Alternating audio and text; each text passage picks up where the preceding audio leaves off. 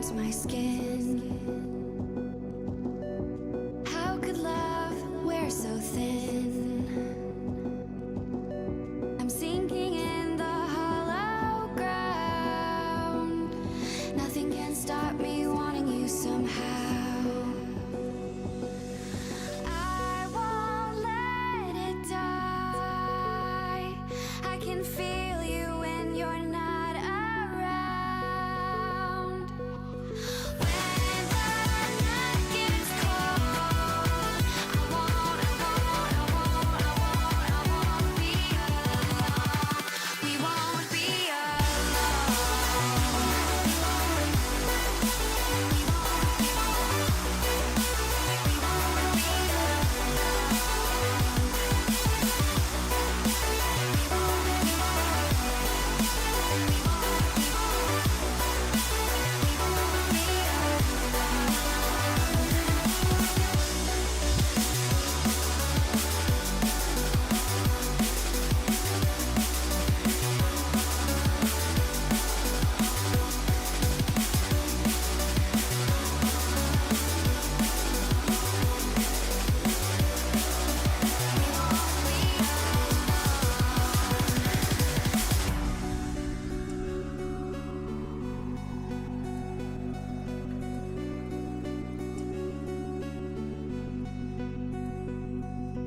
I won't let it die.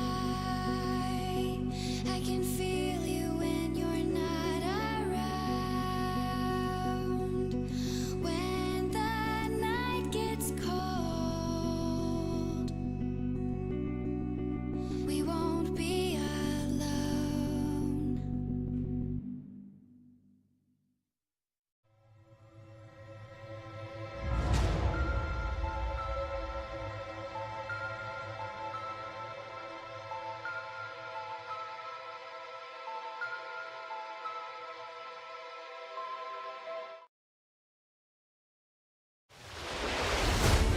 Wyatt Tinsley sends it to the outside. He can't get there. Kevin King is going to win the Barbizzo FTF Cup Series. Into the lead. Bud gets wrecked in front of the pack. He saves it. 3-4 wide as they come to the white flag.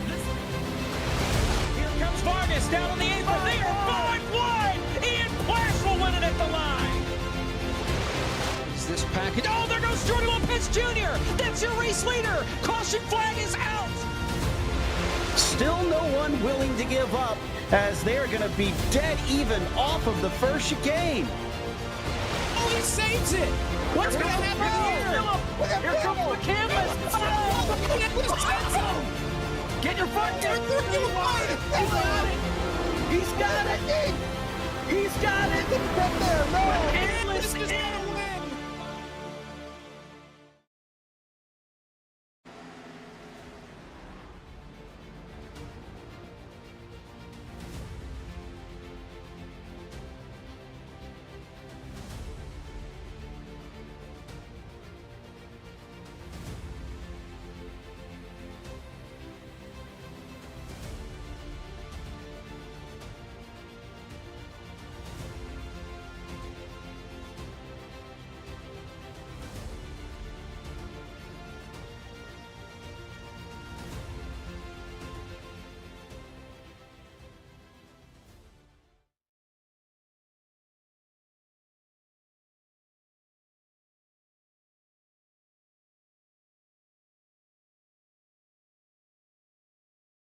Oh, and look at tonight's action from the sister track to Richmond, basically. Let's take a look back at the racing last week when we got dirty at Eldora. Race truck makes its way through 3 and 4 and makes the hard left turn to pit lane. Brayton Laster and Ian Plash get us going. The pizza party underway at Eldora. The point standings by the end of the night. As you mentioned, this is pretty much the wild card. We've got trouble. It's Champagne and Harry Tiller. Frisch gets involved, as well as Wes Graham in turn number 2. Championship implications on lap 10. We can take a look from the 19. The Ledford Pink Machine here, Michael, I know who you are, Brian LaPrade. And off the wall, and yikes, that was close. He about got the Harry Tiller treatment there from Harry Tiller, tipped up to the outside wall, but he's got company. It's a three-way battle for the lead. Here comes Breyer. Oh, he gets turned off the bumper of Travis Brown, and the caution's out. I think that's an exercise in the phrase "not clear." Jacob, perhaps, perhaps. We'll have just 25 laps to go. 3 wide for the lead to turn 1. Garrett slides up. He gets turned by Plash in front of the field. It's a big old pileup. Multiple cars sliding, slamming into each other. For the most part, they get through it all. The only 2 cars left, Wes Graham and drive-through. Caution's out again. Into the top 5. He hasn't quite been there. Oh, Henry Tiller! Tiller and LaPrade and Schildhouse, and I have no clue who's going to get second out of this. How about Blake McCandless? Weaving sound trouble. There goes Travis going. Gabe Wood. Caution's out. Inside 10 laps to go. But, man, how about Blake McCandless? We haven't said a word about him all night. He comes out of this in the second spot. Contact. Schildhouse and Smithley in the fence. Case Kallenbach comes through in third. As here comes Frisch on the outside. McCandless on the bottom. Didn't Blake say he was awful? Schildhouse around. Caution's out. We're going to overtime as Frisch took the white flag. I'd like to point out the top 5 cars made it across the line before the caution came out. Free pizza, free racing at Eldora. Green flag. Let's go. Where does it Oh go? no, Garrett gets turned into Schildhouse. Big old junk in turn 1. Cadell up on top of Brian LaPrade. And we made it 400 feet, if that. We'll try it again. That was about the whole outside line. That was pretty much everybody who started up there had nowhere to go at all. Blake McCandless is on the front row. Green flag. Let's try it again in overtime. Case Kallenbach drove straight through McCandless on the restart, and his rear tires were off the ground, so he did not get the best of jumps, and yet somehow he's still here alongside Michael P. Frisch coming to the white out of 3 and 4. They were at least 6 wide going into turn number 1 on the restart. Last lap, we have made it. Next flag ends it. It'll be the checkers. Here's McCandless down on the bottom. How about Wes Graham trying to go up the middle 3 wide, looking for his first core win. They're crashing in the background, including Brian LaPrade. Playoff implications there, or championship implications. More at the front. Michael P. Frisch survives and wins Pizza Party Race 1 as a big crash, and up and over goes Schildhouse. 80 laps up on the board. Round 2 of the Pizza Party is underway at Eldora. Here for Sean. Oh, DT's around! Collects McCandless! Caution's out! Wes Graham's in it as well. And a caution with 12 to go is going to bunch the field back up. Trouble. Gabe Wood, still green, single car. Meanwhile, for the lead, coming to the white flag. Can they make it back around? Yes! They are wrecking big time in the back, though. Multiple cars involved. DT, Travis, and more. Meanwhile, Brian LaPrade is making his way down the back straightaway. Unless he gets full set here, this is going to be the race. Frisch is around. He collects Schildhouse and McCandless. Points. Brian LaPrade wins the Pizza Party at Eldora.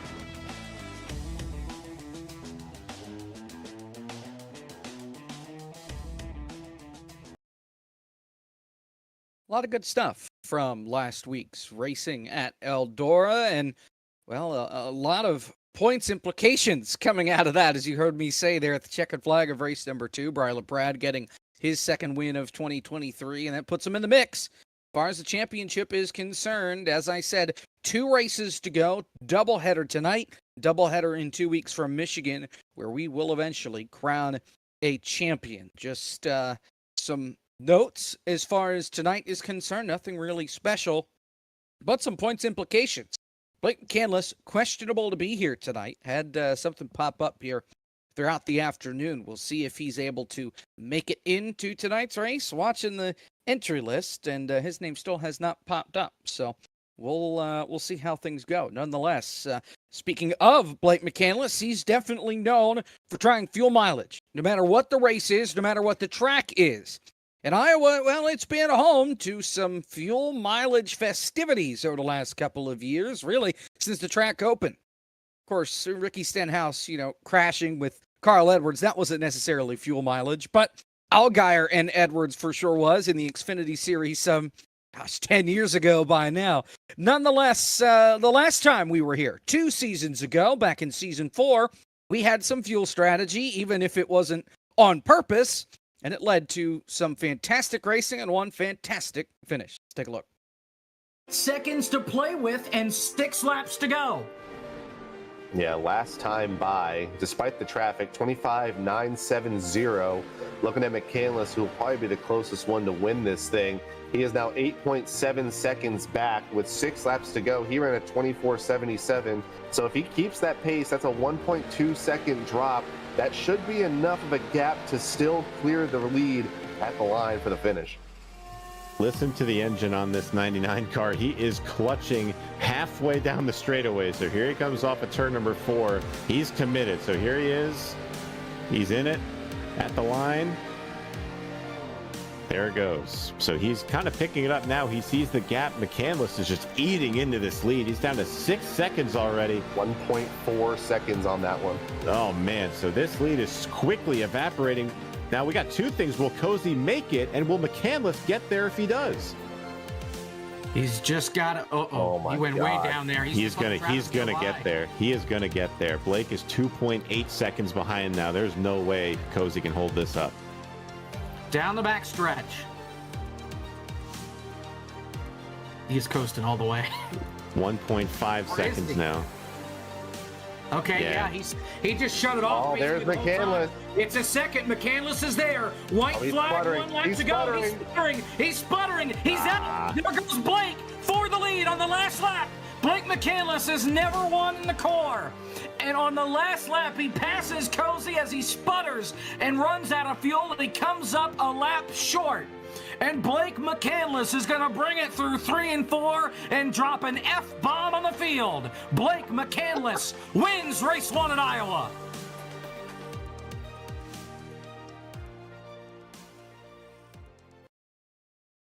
Good stuff from Iowa 2 years ago. And one of the voices that you heard on the broadcast, not just me, but our very own Sean Butler. He's, of course, now a driver in the core, and he joins us now since there's no Blake. We'll talk to him about strategy, but we'll talk with Sean instead. The way things are set up for tonight's race here from Iowa, as you take a live look at the racetrack, the window is not necessarily open as far as strategy is concerned. We're looking at a one-stopper, but depending on when cautions fly, that could open up the window for maybe somebody to try and stretch it out. Oh, yeah, always great to be the second option, by the way, Jacob. Thank you very much for considering. But yeah, I mean, if I'm being quite honest, judging by this practice, I'm not really banking on a whole lot of strategy to come into play because the setup is actually kind of loose on new tires. So, I mean, when we're, especially on restarts, when everyone's 2, 3, 4, 5 wide, maybe, there's not going to be a lot of room coming off these corners. So I'm kind of banking on maybe kind of running a little harder than I need to at the very beginning just to keep track position and avoid the hornet's nest that'll inevitably form in the middle of the pack. But it should be a fun race. Iowa, not one of my favorite tracks, but it usually puts on a great show for everyone to watch. And according to Ben, all the lanes are working in this thing. So we'll see. It's definitely going to be an interesting one.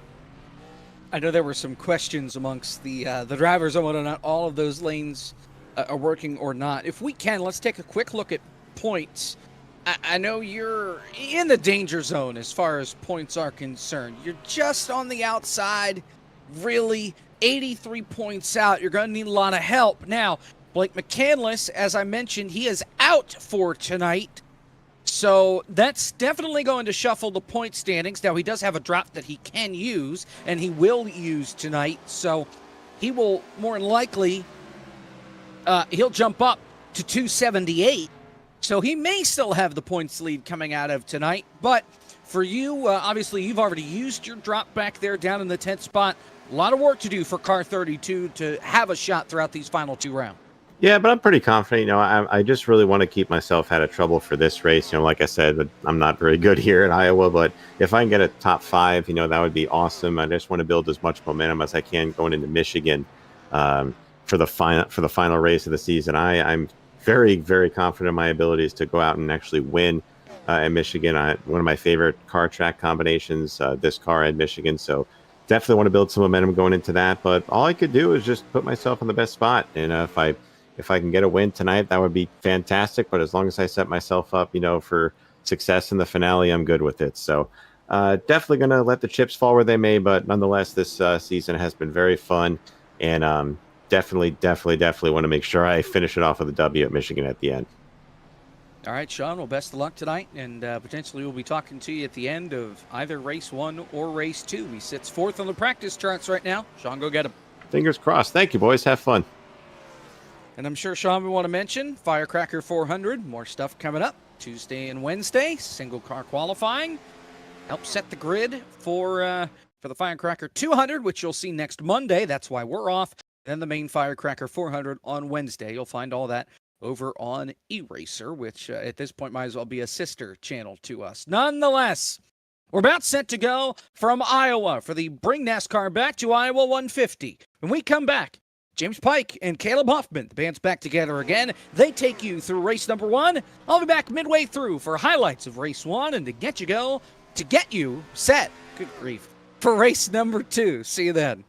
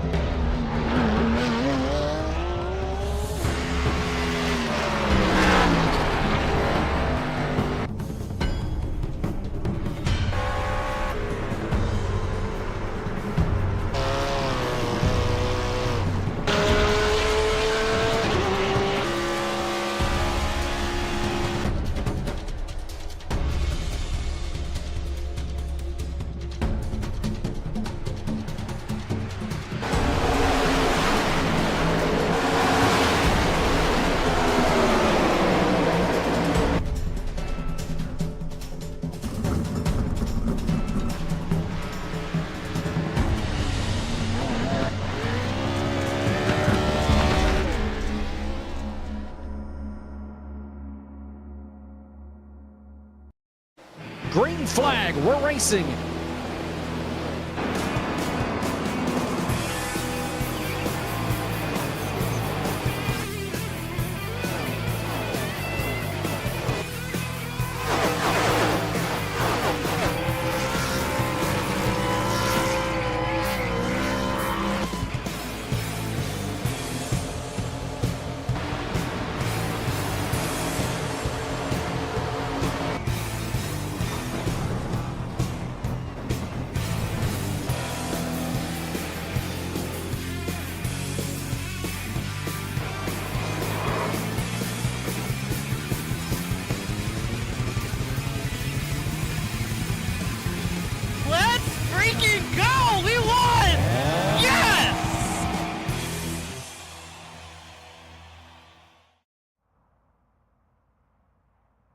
Good evening, race fans, and welcome to FTF.GG's coverage of the 6th round of the 2023 Core Summer Series presented by SimRapMarket.com. The Bring NASCAR Back to Iowa 150 from the virtual Iowa Speedway in Newton, Iowa.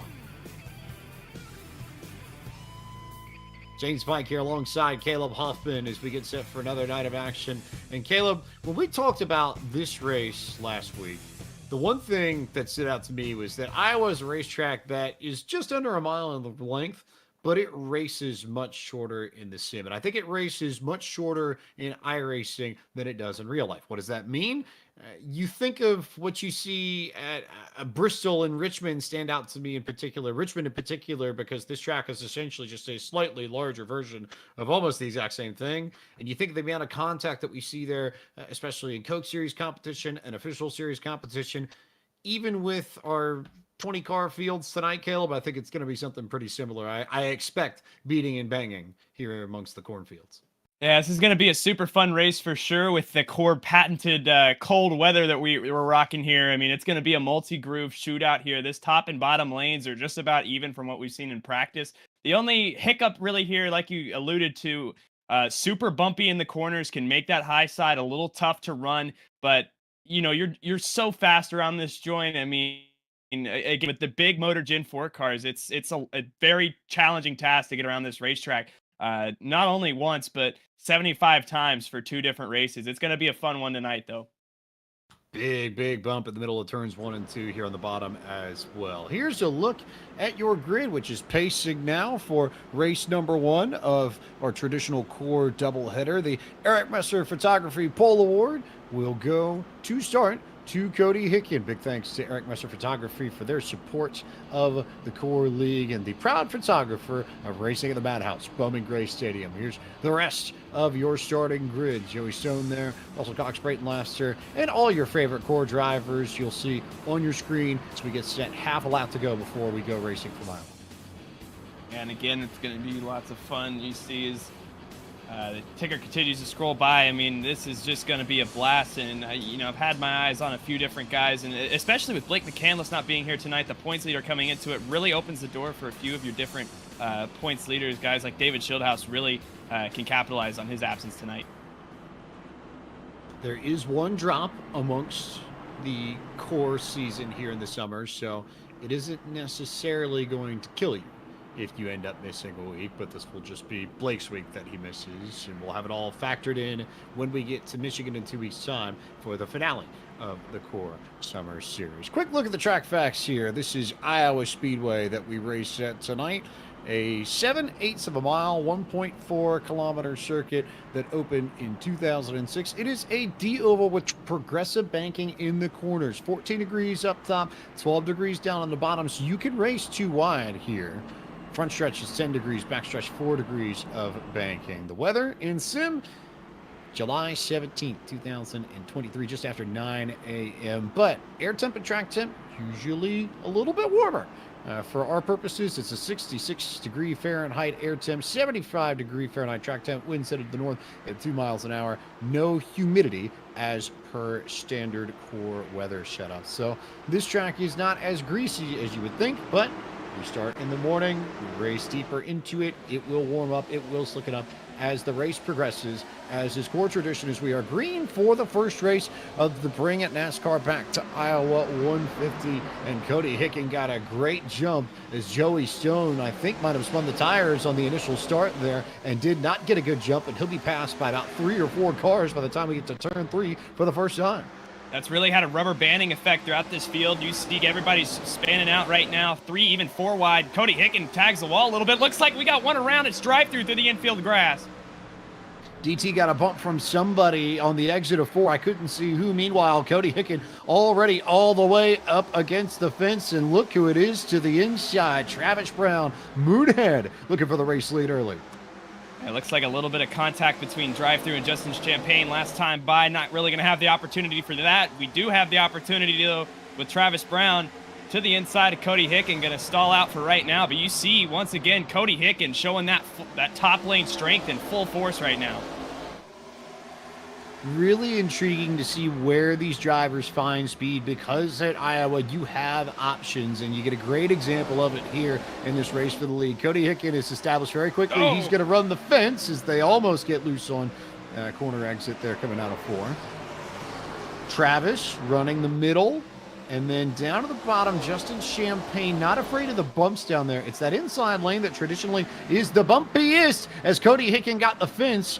Middle of the backstretch on entry to 3, and that'll put him about a car length or 2 back, and he will see the lead to Travis Brown, who will lead his first laps of the evening as they cross the stripe. And Joey Stone, after starting on the outside pole, just tagged the wall considerably in turns 3 and 4. We'll have to monitor that for any damage, but he is all the way down back to about the 15th position. Meanwhile, back up at the front, full force right now. Justin Champagne to the inside. Gabe Woods in this battle as well for the lead. Champagne going to slide up in front of Brown and use Gabe Wood as a pick perfectly, but Travis will answer by ducking down to the inside. He'll take that slightly bumpy lane, maybe go about a lane up off of the bottom and try and take the lead back from Champagne, who wiggles a little bit coming out of turn 2. See, still side by side here between these two. And again, this is what makes Iowa so much fun. And like you said, really races like a short track. And these guys beating and banging already all over each other. Right now, Gabe Wood's going to tag the wall a little further back. So Gabe Wood gets the fence. He'll slide back a little bit. Meanwhile, Champagne and Oh, there's contact. There we go. They were so close to each other throughout 1 and 2. I figured they were going to bounce off of each other at one point. They do. And here comes Sean Butler racing for the lead now on the very bottom. 3 wide for the lead as they come off turn 4. Justin Champagne going to vacate that middle, but Sean Butler crawled his way up, and now it's to the inside of Travis Brown, going to slide that car up just a little bit. Does he have enough momentum off the corner to retain that position? He does. They are still side by side going into 3. As we look at this on board with Justin Champagne, biggest thing I noticed last time by everybody consistently running a lane up off the bottom in turn 1. The bumps are pretty bad on the inside of 1 and 2, so we'll see drivers avoid that very inside lane. But in 3 and 4, you can run the bottom. It's much smoother on that end of the racetrack down low, so we'll see these drivers run up a lane just like they did. You saw it on your screens last time by, and now big slider there from Sean Butler to try and keep Champagne and Brown at bay, and he will succeed by maybe a bumper coming to the line, but more options, I'd say, to run in 3 and 4 than you have in 1 and 2. Absolutely, and I've been really surprised at the success. I mean, I knew it would be a factor, but I didn't think it would be outright dominant like it has been so far. But you have been able to see Justin Champagne can make up considerable time running that bottom of the racetrack just because it is so much shorter around here. He is gaining on these 2 leaders. It doesn't help in that they're side by side like they have been for the last few laps now between Sean Butler and Travis Brown. Bigger question I think we need to be asking, and I've seen some folks in chat already bring up this point, to what degree are you burning off your tires by running your preferred lane and/or running as hard as they are up front? So we have somebody like a Briar LaPrade, like a Michael P. Frisch, like a Wes the Mess, like a Justin Malillo, that may be saving their tires and waiting to make a run towards the front, because that matters here at Iowa too. They do fall off over the course of the green flag run. Absolutely, and I mean, I think it's a great question here because, you know, you see Travis Brown kind of falling back on this outside lane. You don't want to burn up those tires, and it's so easy to do if you're just abusing him on the outside lane. But here he comes back down to the inside, the crossover. You can see just how aggressive he has been and how well these guys up at the front have been able to retain their track position from the starting of this race. We are starting to settle in a little bit. I see Cody Hicken got the fence pretty hard again on corner exit of turn 2, coming down the backstretch there. So another fencing for Cody H Gaming. Meanwhile, lots of contact there. Gabe Wood gets the fence one more time. Justin Champagne gets underneath him to go back to second. Travis Brown to third. And look at Ryan Vargas up into the top 5 for the first time tonight after starting 14th. Yeah, Vargas, he's actually going to tag the wall just a little bit. You see in the pursuit of Travis Brown right now. And another interesting factor here with the dynamic weather is we got cloud cover that's really come over this racetrack. And we'll see if that impacts the track temperature, makes it even cooler than it already has been. So clouds on the racetrack will cool off the surface, will give you a little bit more grip, will allow you to push a little bit harder so long as the sun isn't out. That's something that these drivers will be mindful of and likely appreciate as we progress through this race, but that'll only last so long as the sun is behind the clouds, and then when the sun peaks back out, we'll get a slipperier, looser track.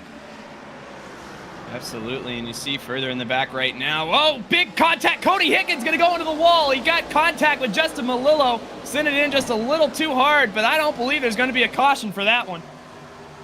One car incident pinned up the fence. We stay green, and yeah, Cody Hicken just drove the corner a little bit deeper, and Malillo was just sort of minding his business, and then Hicken came right up into him. You see the wounded Cody H Gaming machine down on the inside of the racetrack entering pit road. We stay green and keep our eyes peeled on this lead pack, which is now strung out just a bit, now in the ballpark of about the top 10. And there was even more contact just around Justin Malillo. He's had an eventful few laps between he and Brayton Laster. And again, this back half of the field, like you said, has really started to string out as a result of these back-to-back incidents. Still no caution, but it's going to make it harder for everybody on back of this group to crawl up to the front. Garrett Smithley got some help from Malillo. He slid and then corrected it, and that was the bit, the extra that you were talking about that happened just a few laps ago. So good eagle eye there, Mr. Hoffman, as we keep track of everything happening on the racetrack. Meanwhile, this is now starting to string out a bit. We are really starting to see the fast drivers maintain their place in the top 5. 3 wide, though, for the back for the third spot. Michael P. Frisch, full send to the bottom, and Vargas almost got up into Moonhead too. Oh, and Moonhead, big rear tire spin there. Somehow keeps his foot in it and keeps that car straight, but that was almost disaster. And yeah, you see Frisch, he is really trying to dig on this inside lane, and even LaPrad's trying to go underneath him here off the corner. 3 wide yet again down the back straightaway. This time it's Briar LaPrade to the inside. Vargas still trying to find his footing. I don't know if he's quite got that middle lane working the way that he likes, but this is a place where you would expect Vargas to do well. This is his favorite racetrack in NASCAR, as we see Travis Brown get the fence there on corner exit, so he'll lose a few spots. But this is a place that Vargas loves. This is a place where you figure if there's going to be a place where he's really going to threaten to win a core race, this is likely the night he may end up going to victory lane. Vargas so good, and if anybody is in this second pack here is, you want to put in the hands of trying to chase this front 2 down, I think it is him. LaPrade right on his tail, though. You see side by side still between Champagne and Sean Butler. This has been a battle that has been so much fun to watch these last 5-10 laps, and it is still, again, full song at the moment. Just absolutely nothing doing between Champagne and Butler, who's able to roll the momentum by running the high lane to maintain the race lead. So those two, first and second. Now here comes Briar LaPrade to the inside of Michael P. or to the outside of Michael P. Frisch, to the inside of Ryan Vargas, shoots the middle and is able to clear Frisch, and now sets his sights on the Californian to get a podium spot. 22 laps complete. Working lap 23 coming to 24. And right now, one car I have my eye on in this lead pack, despite not being on the lead lap, is Cody Hicken, because this car just came down with a faster pair and fresh tires, and you really get to see the effect that these new tires are going to have. And right now, honestly, not showing to have as much of the advantage as I was anticipating here. So let's take a look at what happened with Justin Melillo and company here, and you get a good look here first with the incident with Cody Hicken. So there's the contact there, the deep send, and he rolls it off into the fence, and you see all that damage. This is the second incident about a lap or two later with Garrett Smithley, where Garrett, I think, just got on the brakes a little bit earlier than Justin anticipated, and Justin tried to check up, but he still was able to get into the back of Smithley and sliding sideways. And look at this car control from Garrett Smithley. Beautiful job to keep that thing pointed in the right direction and off the wall. Absolutely, did a fantastic job there. Right now, Garrett Smithley running P11 at the moment. So, again, a great job to stay up in this thing right now. Whoa, big sin there from Champagne to the inside. He's really trying to get this lead now from Sean Butler, but Sean Butler going to cross him back up.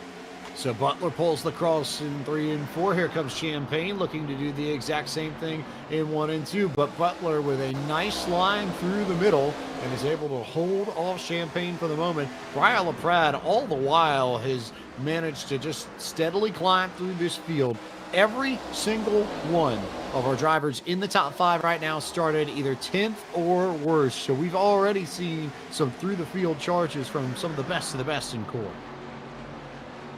Absolutely, and you see LaPrade, after a great week at Eldora last week, right up in the mix here for the lead, trying to get down to the inside of Justin Champagne. Champagne can't quite close the door on him, and I think LaPrade's going to be side by side with him here. LaPrade now to the rear quarter panel of Justin Champagne and down on that bumpy inside lane, looking for speed, looking for an opportunity to finish this pass off. He gets a nice run out of the corner, but it's just not quite enough yet to clear Champagne to go to second outright. He's ahead by a nose as they come out on turn 4. Just can keep that momentum up off the corner to be down to the inside. All he needs is one big sin. Can't quite do it there with Sean Butler dropping down in front of him, but I think he's going to get him this time by. Still not officially clear of Champagne or Butler for that matter. Briar's just going straight for the battle of the lead. But Sean Butler maintaining the high line, and then you've got Michael P. Frisch and Ryan Vargas. It's a 5-car pack, and maybe call it what, half a second between the tops, if that, 0.3 of a second, actually, even less, as there might have been contact there between LaPrade and Butler on corner exit. Yeah, I don't want to throw too many Richmond references here, but it feels like that one Richmond spring race where we had 4 cars just like this blanketed for the lead. And all these guys right now are right here. If there's one slip up, you know, there's 3 or 4 spots here on the line for you. The beneficiary if something happens to all 5 of these cars would be Moonhead. Travis Brown is next in line, but he's also almost a second back of this. And not only is he worried about trying to keep touching distance with everybody in front of him, he now needs to start worrying about David Schildhouse, who has managed to close the gap behind him. And soon we may have a battle for 6th and 7th. It is definitely going to be in the cards here. David Schildhouse been one of the fastest laps, or one of the fastest cars on track this last time by. And right now, this battle up here really starting to heat up. We saw Michael P. Frisch tried to make it 3 wide, a little bit of contact with the wall, and it's kind of strung this thing out. Tight fight there between Frisch and Champagne. That's for the 3rd position on the racetrack. Vargas trying to figure out which way to go. And you've also got the fresher tires there of Cody Hicken as well. You mentioned that. He is a lap down after his incident with Justin Melillo earlier, but he's right there on pace with all these drivers. And just him being there leaves a little bit less space for these drivers to try and fight it out amongst themselves, and makes the process of sorting out who wants 1st, 3rd, 2nd, 4th, 5th just that little bit more difficult. Absolutely. You see Brayton Laster has come down onto the pit lane, maybe opening up our window here. Certainly would be a possibility. We are past halfway, almost closing in on it. We should get our cross flags in a lap or 2 by my math. 38 is the number that we're looking for. And really started to monitor this tire wear. I mean, throughout the field right now, there are multiple cars that even trying to touch the throttle on the exit of these corners is making the rear end step out. One of them is Travis Brown, who just forfeited the 6th position to David Schildhouse, who is on the hunt right now, trying to catch Ryan Vargas for this 5th position. So for sure, something to watch out for here, because we could see a few guys loop it. Also worth noting that Brayton Laster's coming down pit road. Justin Melillo down in for service. We're waiting for the next answer. Garrett Smithley from Ligonier, Pennsylvania comes down to pit on lap 38. Cross flags when they cross the start-finish line, this time by halfway in race number 1 of 2. So don't go anywhere when we're done with this one, because we'll have one more of our traditional core doubleheader races for you coming up from Iowa Speedway. But for now, it is still Butler as Moonhead comes in and Joey Stone, and they pit from about 7th and 8th on the racetrack to make their stop of the night. You see Rusty Walrus in the background of the screen there as well. Absolutely. And what's a complicating factor here for these leaders as well is they are in the midst of a battle at the moment. And if you're side by side, it's, you know, like Sean Butler here a lap ago, if you're on the outside, then it's going to be tough or almost near impossible to get down to that pit lane, even if you do want to pit. Butler was a little bit more aggressive on corner entry there. He got down towards the bottom faster than he had in the past 5 or 6 laps, and that most likely is because he has company yet again, this time in the form of Brian LaPrade, who will peek to the inside, but you'll see Butler once again with that pretty hard cut right there on the first set of hash marks between the 1st and 2nd lanes in the corner, just trying to pinch Brian LaPrade and make sure that he doesn't come up the racetrack. Absolutely, and all this side-by-side battling has reopened the door for Michael P. Frisch, who is now right on that back bumper of Brian LaPrade. And keep in mind, I mean, the furthest I think that it was gone in practice was 44 laps or somewhere in that ballpark. Also, Ryan Vargas pitted from the top 5. He is now in for service, and we are starting to wonder when we're going to see everybody I think you're going to see Breyer here. Here comes Breyer, so there's 2nd place. So Butler will be one of the last 2 to make a pit stop, along with Michael P. Frisch, because Justin Champagne, DT, and Fly Guy all have come in this time by. So Butler, Frisch, how long are they going to wait? Currently 43 laps on their tires. How many more do they add? Here comes Sean Butler. Just heard that Garrett Smithley received a black flag on that last cycle of stops. We'll push him down the running order a little bit. We actually just saw a really close call on the racetrack. This lap traffic of Rusty Walrus coming off with the fresh tires has so much more corner speed. Had to check up big time and almost lost the car. Almost hit the outside wall. Had a fantastic save. But the other leader, Michael P. Frisch, now going to come down as well. So both the leaders in for service on lap 44. Also can tell you that Garrett Smithley had a pit exit violation, which he has just now served right as Sean Butler has come through pit lane, and we will see where they cycle out. This is the battle for the race lead here. Butler coming off of pit road. Vargas and LaPrade now in control of this, as Frisch is yet to come back up to full song either. So this is your new battle for the lead. However, these two both have... Well, I take that back, because LaPrade came in 2 laps after Vargas did, and a lap before Butler and Frisch. So it's Butler and Frisch on 1, LaPrade on 2, then Vargas and Schildhaus came in 4 laps ago, if you're trying to keep track of when everybody came in. So Vargas is the lead. He's also got some of the oldest tires of this bunch. Absolutely, but I don't know if that difference is going to be significant enough. Only 2 laps at the moment to come into play here at the end. I mean, it certainly helps if you're Brian LaPrade to have that marginal advantage, but I don't know if we're going to feel the full effect of that wear here with 30 laps to go. We'll see. On the outside, though, this is what I was curious about, was if these guys were going to move up to that high side and just want to abuse these tires as soon as they got them, and it looks like Brian LaPrade wants to do so. Vargas willingly gave up that top line, and instead it will be Brian LaPrade who takes advantage and goes to the point. New race leader on this lap 47 of 75.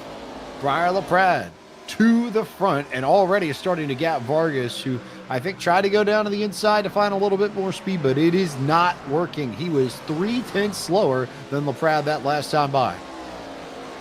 Somebody else inching into this picture as well is David Schildhaus in that 3rd position. He hasn't been up in the battle for the lead yet today, but through that cycle of pit stops, had one of the best pit times, and is now cycled up into the 3rd position and is on the hunt for Ryan Vargas.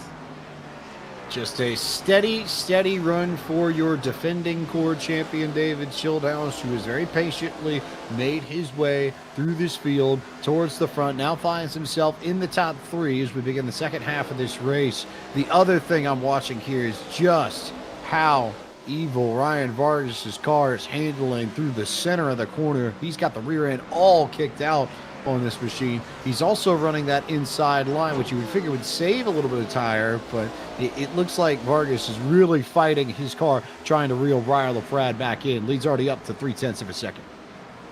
Absolutely, and looking at the moment, I think lap traffic here going to be a big complicating factor. You see on board now with 3rd place David Schildhaus as he continues to try to chase down these 2 leaders, but looks like Cody Hicken, actually, one of the lap cars, has actually just tagged the wall in turns 1 and 2, so LaPrade going to be coming up strong on these guys.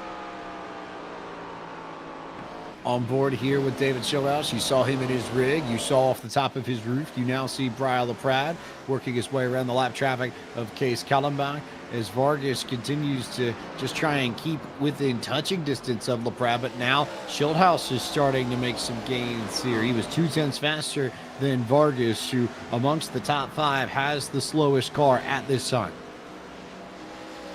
Absolutely, and right now I think it's just a matter of biding your time and not burning up your stuff at the moment. I think Vargas and David Schildhaus here especially, even Justin Champagne maybe, was a little further on back. You know, they're just concerned about logging laps right now and having enough tire at the end of this thing to push and make a run. Vargas, I've noticed, really lighting up the right rear in particular. You see him trying to use that corner of the car to steer the whole thing and trying to use the throttle on corner exit to get the chassis to rotate. But my question is, at what cost is that rotation coming to that right rear tire in particular, and what sort of wear will that have if this goes green the rest of the way and we make it down to 15 to go, 10 to go, 5 to go, something like that? Yeah, I think it'll be catastrophic for sure. I mean, you see right now, even David Schildhouse testing that outside lane. But again, if you don't get a caution of any sorts here and you burned up those tires, then you're essentially just going to be a sitting duck out here on this racetrack, waiting for guys to pass you. And that's the last thing you want to do if you're somebody like Vargas or David Schildhouse, because again, you want to have enough stuff left with about 10 to go, 5 to go, somewhere in that ballpark to really push and make a run for the win here. I think it's also interesting that we're seeing different lines from both Schildhouse and Vargas. Schildhouse was high last time by in 3 and 4. Then he went low in 1 and 2. They come down the backstretch, and we'll take a look here as they go into 3 and 4. Both pretty high up and closer to the fence, working that final lane hash mark set there near the wall.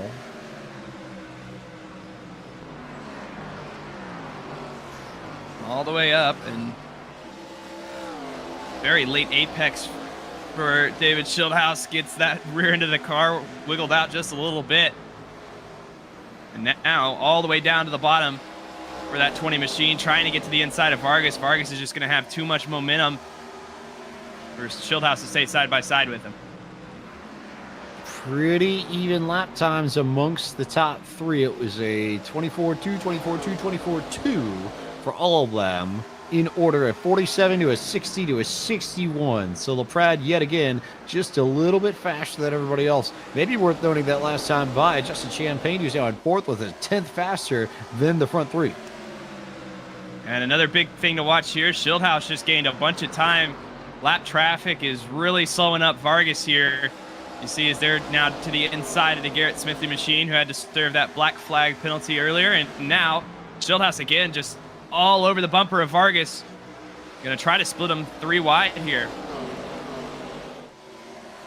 Vargas clearly likes the bottom of this racetrack. He likes going lower than pretty much anybody else up front, but I think we're pretty clearly seeing, Caleb, that the speed in this racetrack is in the middle to high grooves, depending on where you are on the racetrack. So it's forcing Vargas to run a lane that I don't suspect he thinks is naturally where he'd like to be, but it's also where he needs to be. And that's a really tough balancing act as a driver, because you know he doesn't love the way his race car handles with the way it's kicking out. Absolutely, and if you're not fully comfortable with it, it's hard to push that to optimum performance. And it's just how this racetrack is right now with these weather conditions. Can just make it very difficult if you're Ryan Vargas, but he's doing a fantastic job right now, holding off David Schildhouse. Only issue right now is Ryan LaPrade is starting to get away just a little bit. 15 laps to go. You can't let that gap get too big, because even if you do have enough stuff here at the end, you might not have the time to catch him.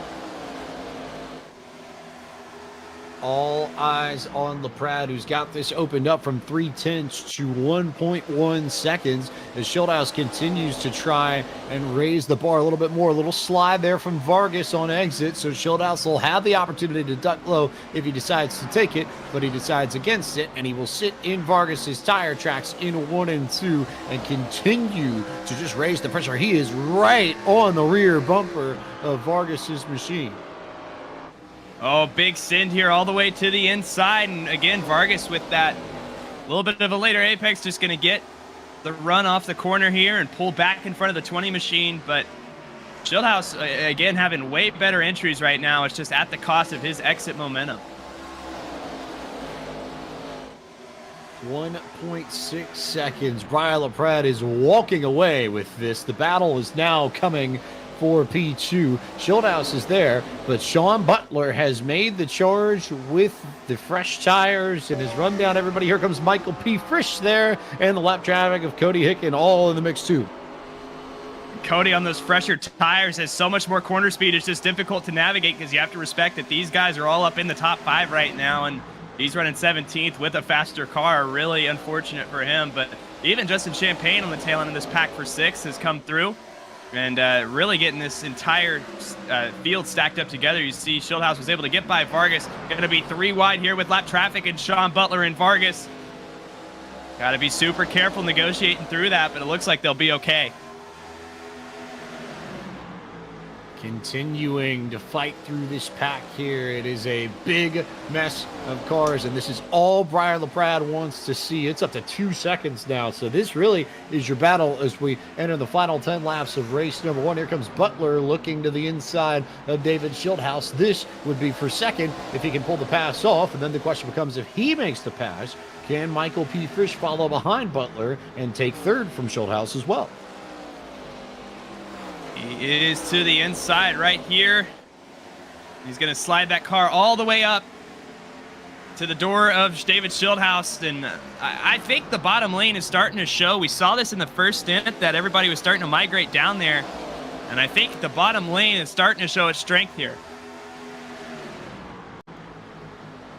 Everybody looking for that last little bit of grip they can find in the final 8 laps of this race. Here comes Butler back to the inside. Schildhouse with the momentum on the outside. Can Butler get far ahead enough of Schildhouse on corner entry to clear him? That is what we are watching for out of the 32 machine, coming to 6 laps to go when they cross the start-finish line.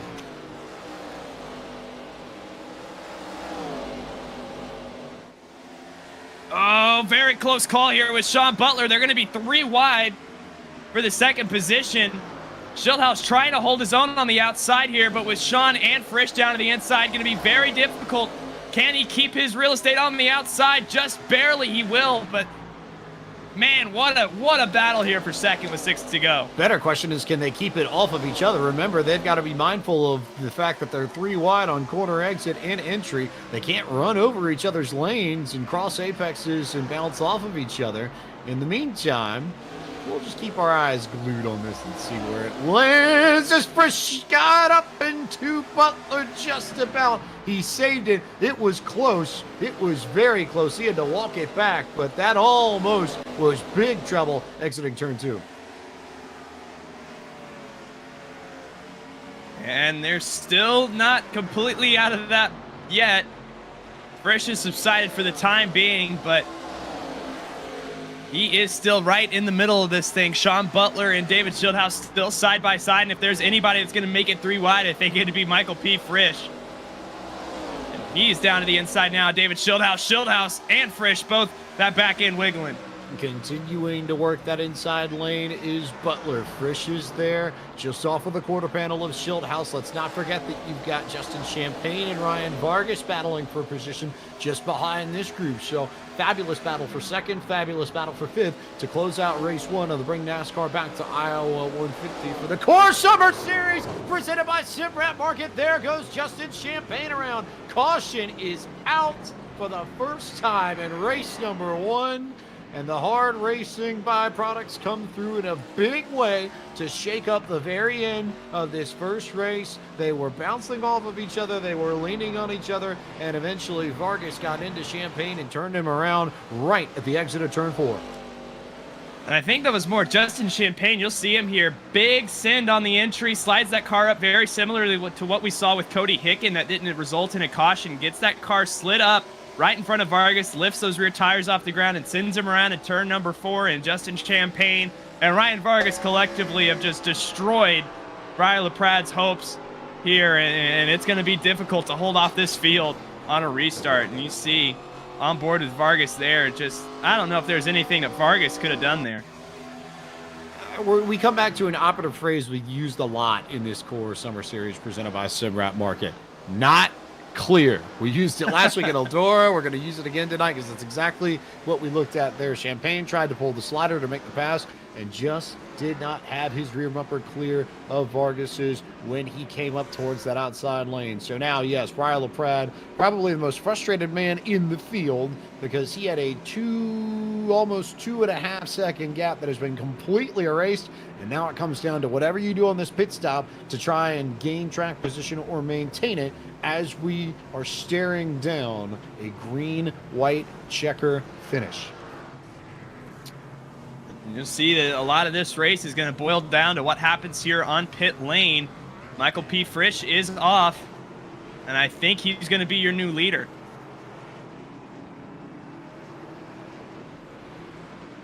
LaPrade gets out and just just manages to hang on, but he's only the first car out amongst those that took 4 tires. You had 4 drivers take 2, Michael P. Frisch, Justin Champagne, Gabe Wood, and Travis Brown. So those 4 now represent the traffic that Briar LaPrade will have to work through in 2 laps to get back to the lead and try and maintain the win that was going to be so comfortably his before we had this yellow. I thought we were going to get some big shakeup there with Case Kallenbach, but that group all pits a lap later. He and Brayton Laster on the pit lane now. But again, this shakes up everything because Briar LaPrade, after comfortably having this thing locked down, is going to have to restart from that 5th position and almost was outside of it. He, David Schildhaus, and Sean Butler were all grouped up together. But this is going to be interesting. You know, does the tire advantage have enough here? Do you have enough time to really use that tire advantage to its fullest, or do you think these top 4 can stave off everybody else?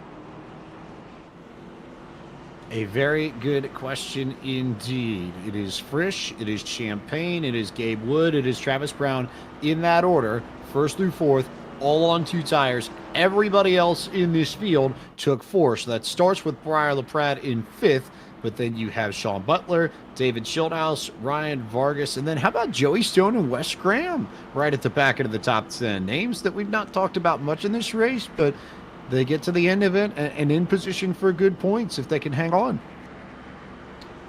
Absolutely, and something to watch out for sure, but gonna come to the choose cone this time by, and I'm really curious again on these new tires if we're gonna see all the leaders migrate towards that top lane. You see Justin Champagne, a little bit of a flip-flop there between the 2 leaders. A very, very quick little jump there for Michael P. Frisch, too, to get down to the bottom. So he is inside. Champagne is outside. Restart coming. 2 laps to go in race number 1. They'll bring NASCAR back to Iowa 150 for the Core Summer Series presented by Sim Wrap Market. Pace truck is off. Green flag is out. Frisch waits to go in the box, and Champagne got a pretty good read on it, but he also spun the tires a bit, so he'll slide back just a bit as they enter 1. In the battle here as well as Travis Brown down to the inside. Gabe Wood right here as well. Back in, going to kick out just a little bit. Down the backstretch for the penultimate time. Still Travis Brown to the inside. Here comes Sean Butler. Can he make a move? Nowhere for Briar LaPrade to go. He's pinned up on the outside lane as he tries to make a move. Travis slides. 1 lap to go here at Iowa. And Michael P. Frisch has a hold on the field right now. They're 3 wide behind him for 2nd. Can Sean Butler make any noise? Going to be a little bit of contact between the 3. Here comes Briar LaPrade. Meanwhile, it's still Frisch's race to lose. Michael P. Frisch with a 2-tire call at the end of this to go to victory lane and win race number 1 of the Bring NASCAR Back to Iowa 150 for the Core Summer League presented by Sim Wrap Market. No doubt Briar LaPrade is going to be incredibly frustrated with the way that ended. It was going to be an easy win. He ends up 4th in the end, but when you consider that Frisch is one of his main competitors for the title, that could be a very, very big pit call when we look back on it after we wrap up at Michigan in 2 weeks' time. And one person that's breathing a big sigh of relief right now is not even here tonight, and Blake McCandless. You know, prior to that caution, you had in the top 3, David Schildhaus, Briar LaPrade right there, and now Michael P. Frisch, one of his main championship rivals, of course, going to victory lane here, but still a lot better than it could have been for Candles. Frisch, your winner. Butler and Champagne, 2nd and 3rd. We'll talk to them in just a moment. LaPrade ends up 4th. Moonhead was 5th. Gabe Wood finished in the 6th spot. David Schildhaus was 7th. Ryan Vargas, Wes Graham, Joey Stone completed the top 10. Then Davin Cornelius and Fly Guy. And rounding out your field here at 13th on back, Justin Malillo, who had a few close calls in this race. Coming home 13th after starting there. Rusty Walrus in the 14th position. Garrett Smithley after that black flag penalty. Coming home in 15th. Case Kallenbach 16th. Cody Hicken in 17th after starting on the pole. Rounding out your field, Brayton Laster. So there's your full field rundown for race 1. We We'll take a quick break and then come back with more action from race number 2. So don't go anywhere. We have another half of the program left to go. And tonight's Bring NASCAR Back to Iowa 150 from the virtual Iowa Speedway for the Core Summer Series presented by SimWrapMarket.com. More in just a moment here on twitch.tv/FTF_GG.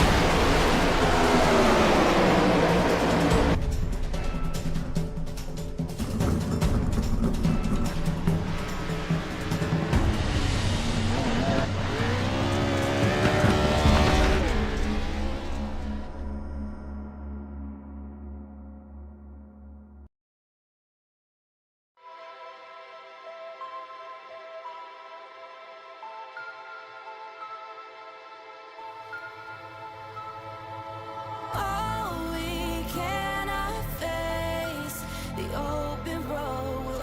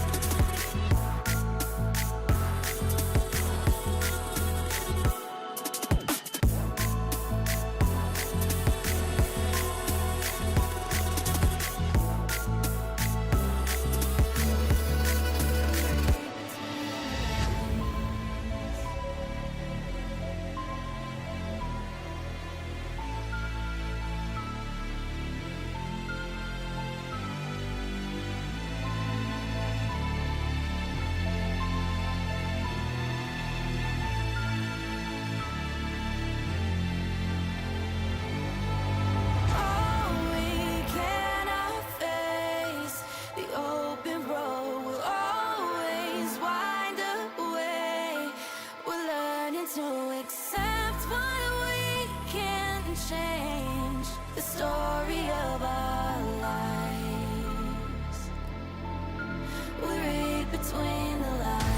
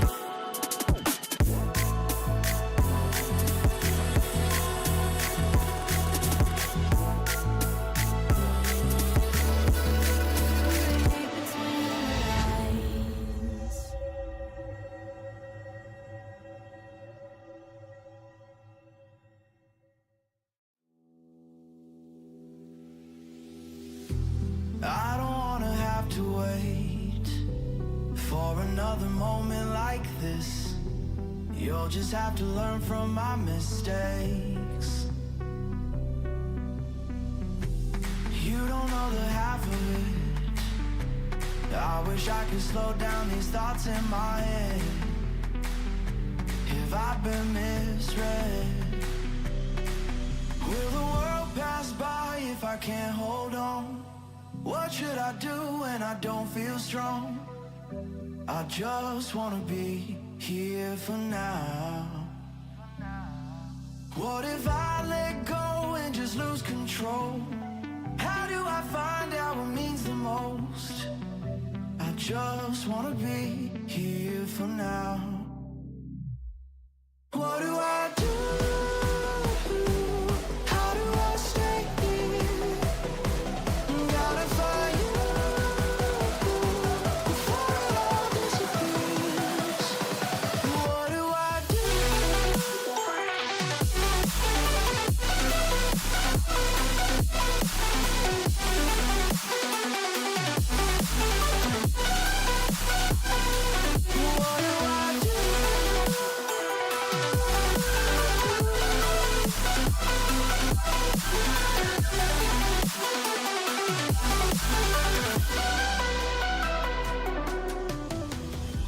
I'm feeling like a soul out of body, stuck on the outside looking in.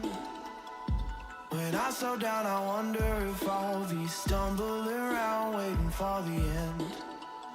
If our sky doesn't have a limit, then there won't need to be a finish.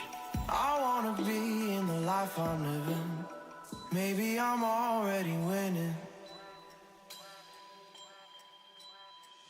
Will the world pass by if I can't hold on? What should I do when I don't feel strong?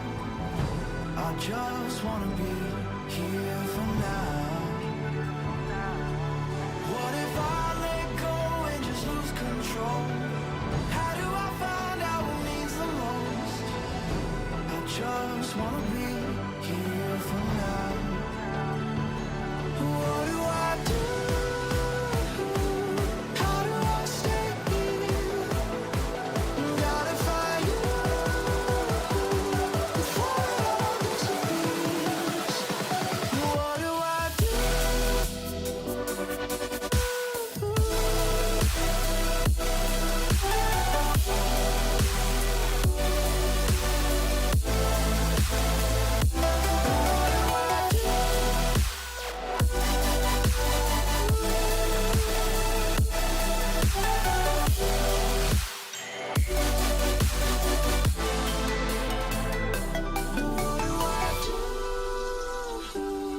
How do I stay here? Gotta find you before it all disappears. What do I do?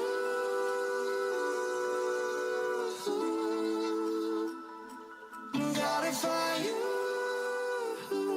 before it all disappears.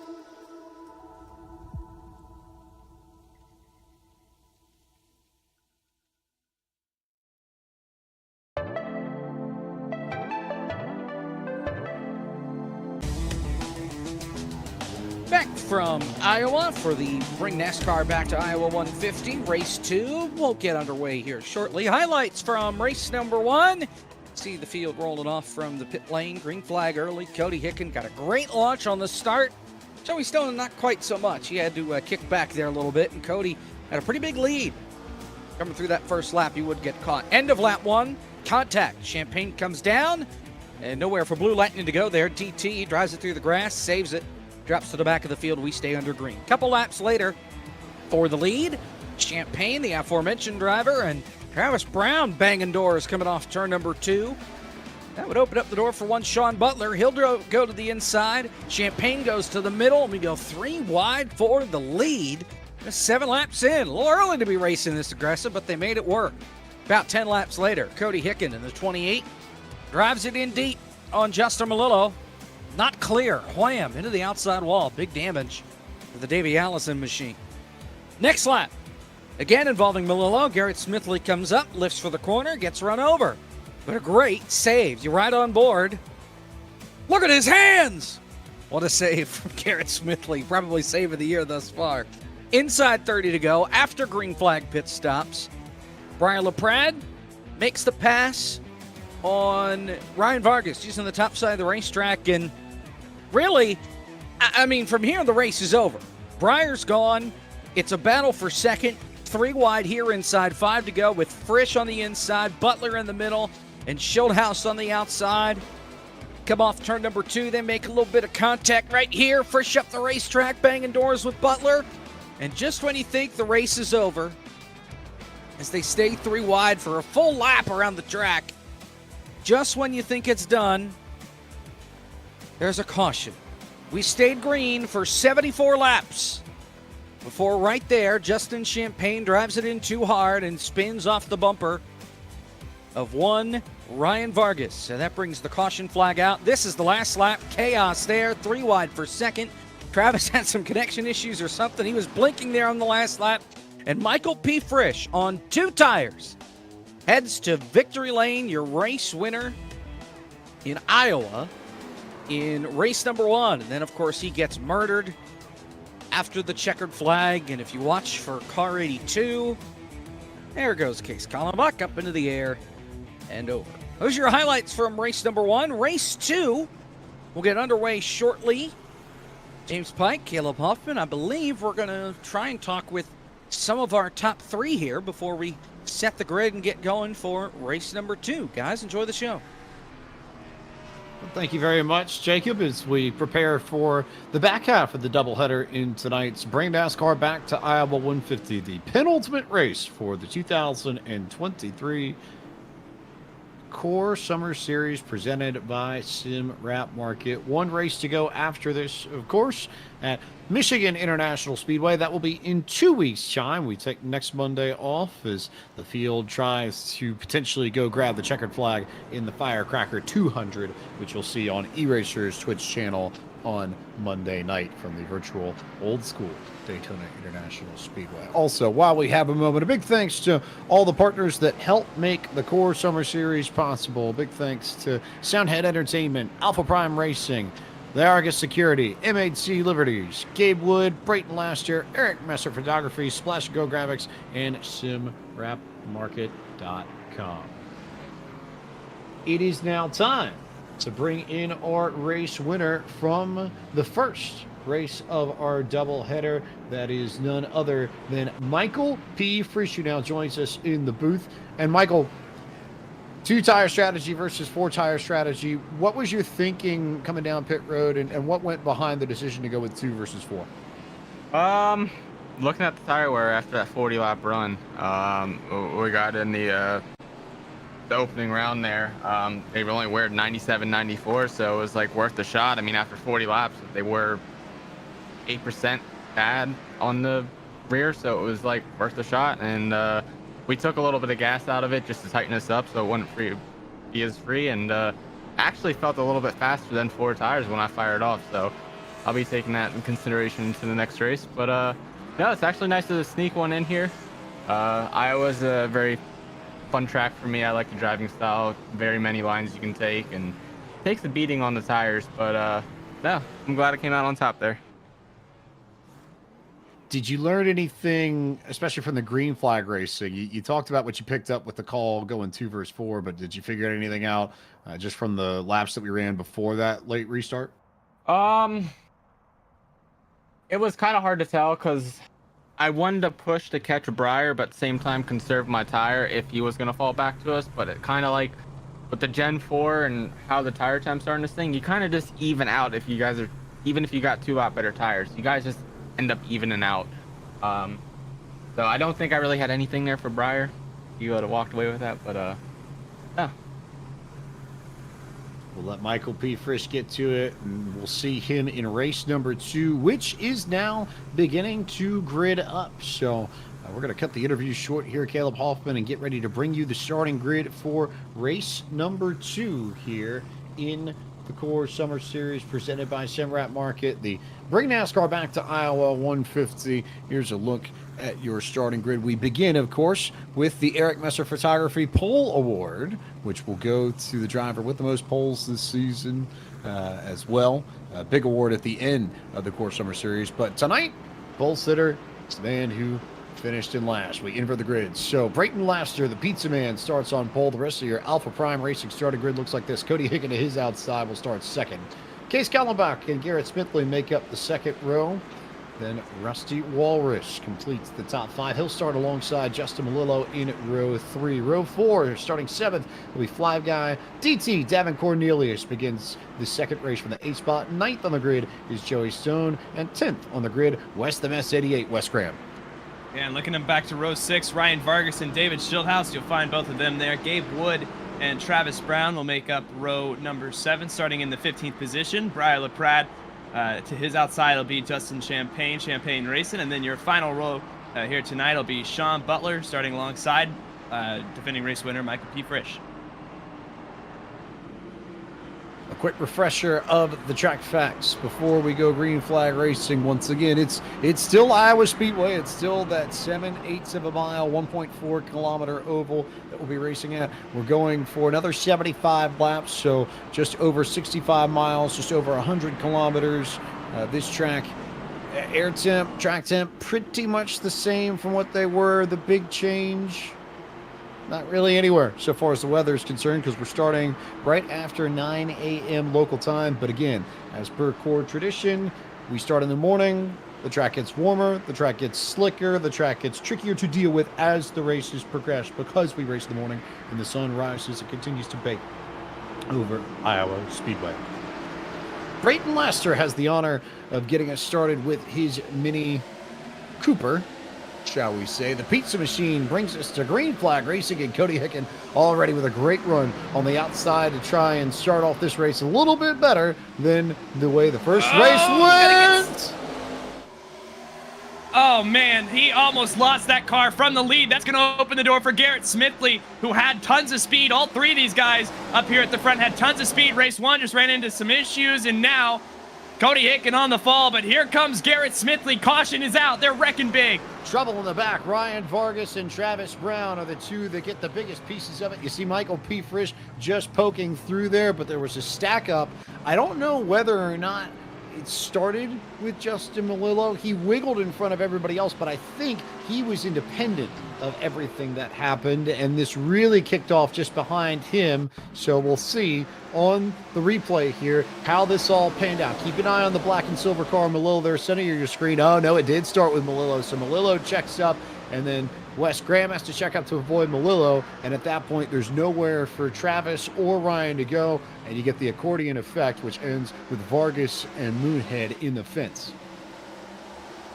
And that's just what's going to happen to you here. We saw a few guys out of control, and when you're that grouped up together here at the Iowa Speedway, that's what's going to happen to you. And Vargas with some considerable contact. We'll have to see and monitor if he's going to have to use a faster pair from that. So Ryan Vargas may need a little bit of damage repair, and I guess the question is, do you just go ahead and take it now? Beat up as that car is, I wouldn't be surprised. That's a very torn up front end, and we'll see what Travis decides to do just the same. And Michael P. Frisch coming down pit road as well. That's an interesting call from our race 1 winner. Absolutely, and he'll take this opportunity maybe to fill up on fuel. Would be my first thought. Gives you the opportunity to stretch the pit stop if you so choose, and if you recognize that, as he had, if you win the first race, you start on the back of the second, so it's not like you're giving up all that much track position if you are Michael P. Frisch. So an interesting call here, which, if this goes green, this will give him probably about an extra 4 to 5 laps on fuel if he needs it. Absolutely, and you see everybody off the pit lane. Vargas will opt to use that faster pair. He and Travis Brown both, and they will be the only two so far that have burned that.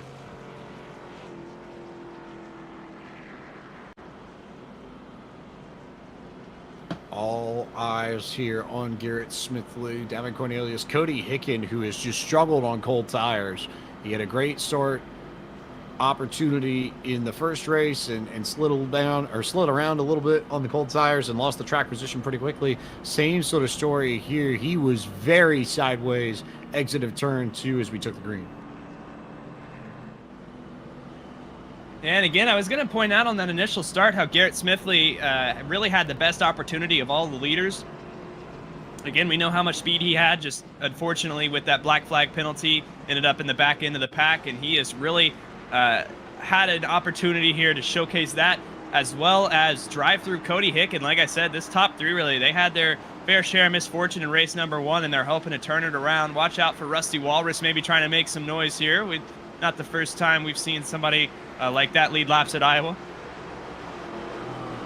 Rusty Walrus there, as is Davin, as is Garrett Smithley. We get set to go green flag racing once again. Really good jump from Cornelius, and nice work there from Cody Hicken as well to try to get to the inside of Smithley and make the move to go into second. Smithley seesawing the wheel just a little bit through the center of the corner, so Davin will take the lead, and it'll be Garrett and Cody fighting for P2. Further on back, spanning out 4 wide right now. Brian LaPrade and David Schildhaus both right in the thick of it. Rusty's going to lose it. He's going to spin out in front of the field. I don't believe there's going to be a caution, though. That's a great evasive slide there from Rusty to not bring that up back in front of the rest of the field and cause a yellow. We stay green flag racing. Brayton Laster, I think, clipped the wall just a bit as you get a good look at this battle with Cornelius and company. And this is just an absolute hornet's nest right now as everybody's trying to crawl up. Brian LaPrade right here. They're 4 wide on the front stretch. Once again, Sean Butler, a big send down to the inside. Justin Champagne, Brian LaPrade right in the middle of all this, but I think they're going to have it sorted out. Still 4 wide as they head down the backstretch here in Iowa, and Wes Graham's going to get turned. And Schildhaus checked up, and I couldn't tell who ran him over immediately, but Schildhaus got drilled in the rear end by someone. We'll have to double check and see who and get a look at the replay. But yeah, that was Westemess and Schildhaus who got into it together off the corner, and then I think it was Justin Champagne who got into the back of Schildhaus, and Melillo may have gotten a piece of this as well. Yeah, and it was, you see right here, just a little bit of contact. Spoke a little too early about him being out of the hornet's nest here. You see David Schildhaus just gets underneath Wes Graham, slides up the racetrack. Justin Champagne doesn't really have time to react there. Justin Melillo does get a piece of it as well, but really the worst of that, I feel like, was David Schildhaus. You say that, and then I look at Champagne's car, and I almost wonder if Champagne got it even worse. That front end is completely torn to pieces on that number 38 machine, and there's some damage to Schildhaus's car as well, but he could survive for a little bit if he needed to with what he's got. Champagne, I think, almost certainly is going to come in to use his fast repair, just like Ryan Vargas did, who definitely had a heart-in-mouth moment. I saw him check up in turn 3 to avoid that, and that was closer than I think he would have liked, given that he already has used his fast repair. And again, this is going to set a few guys back, and just the nature of this series. Looking around right now, the only 2 I can see still are Travis Brown and Vargas that have used their fast repairs, but expecting a few more to go on that list after this cycle. See if guys like David Schildhaus maybe have that opportunity to use it here, but I'm a little more interested, I think, in this front group. Again, we saw guys like Brian LaPrade, Sean Butler were really on the offensive there. And I think it's going to be interesting to see if they can continue their surge and trying to get around guys like Smithley and drive through and Cody up here. Can confirm that Champagne did use his fast repair under that pit stop, so he has burnt his for this race, as has Ryan Vargas, as has Travis Brown. All 3 of them, if they end up in some sort of wreck, no ability to quick repair the damage that they have. Interestingly enough, Wes Graham was the one who started off with all this. That contact with Schildhaus, he did not use his fast repair, so looks like he's going to elect to ride in the back, wait for a later time to use the fast repair, and then try and work his way up to the front. Also worth noting, as the field hits the choose cone and gets set for the restart, that the top 5 cars have not pit, and then Melillo came down under that first yellow, and everybody else came down under the most recent yellow. So we are starting to see differing strategies amongst the field so far as tire wear is concerned. It's going to be interesting here. I think DT is going to have a great shot to match Garrett Smithley here. We've seen that outside lane have speed. Watch out for Cody Hicken as well. Garrett Smithley goes again, waiting in the box a little bit. That means that Cody Hicken gets a good run on DT. Down to the bottom of turn 1. They fan out once again through the center of 1 and 2. It'll still be door-to-door for second, but what a great run there. DT, big time launch off the corner, and he's going to go to the inside to try and take the lead away from Garrett Smithley.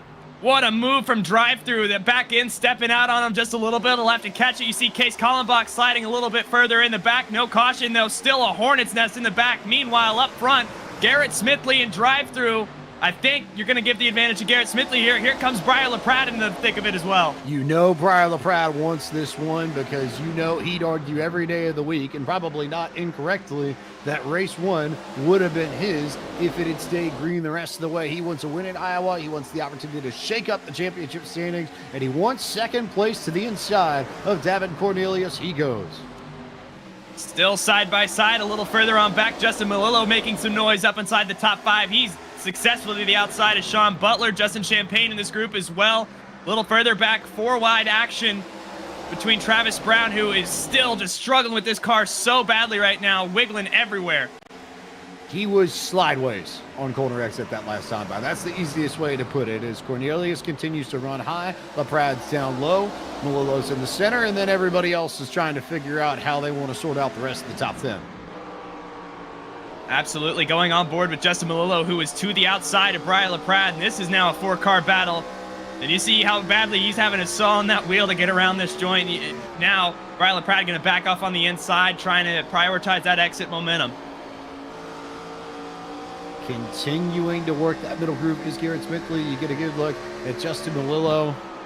Top 88 week for the Firecracker 400 on the, I want to call it the Woody Page, like, honorary board, because it is that, but it also isn't that, right?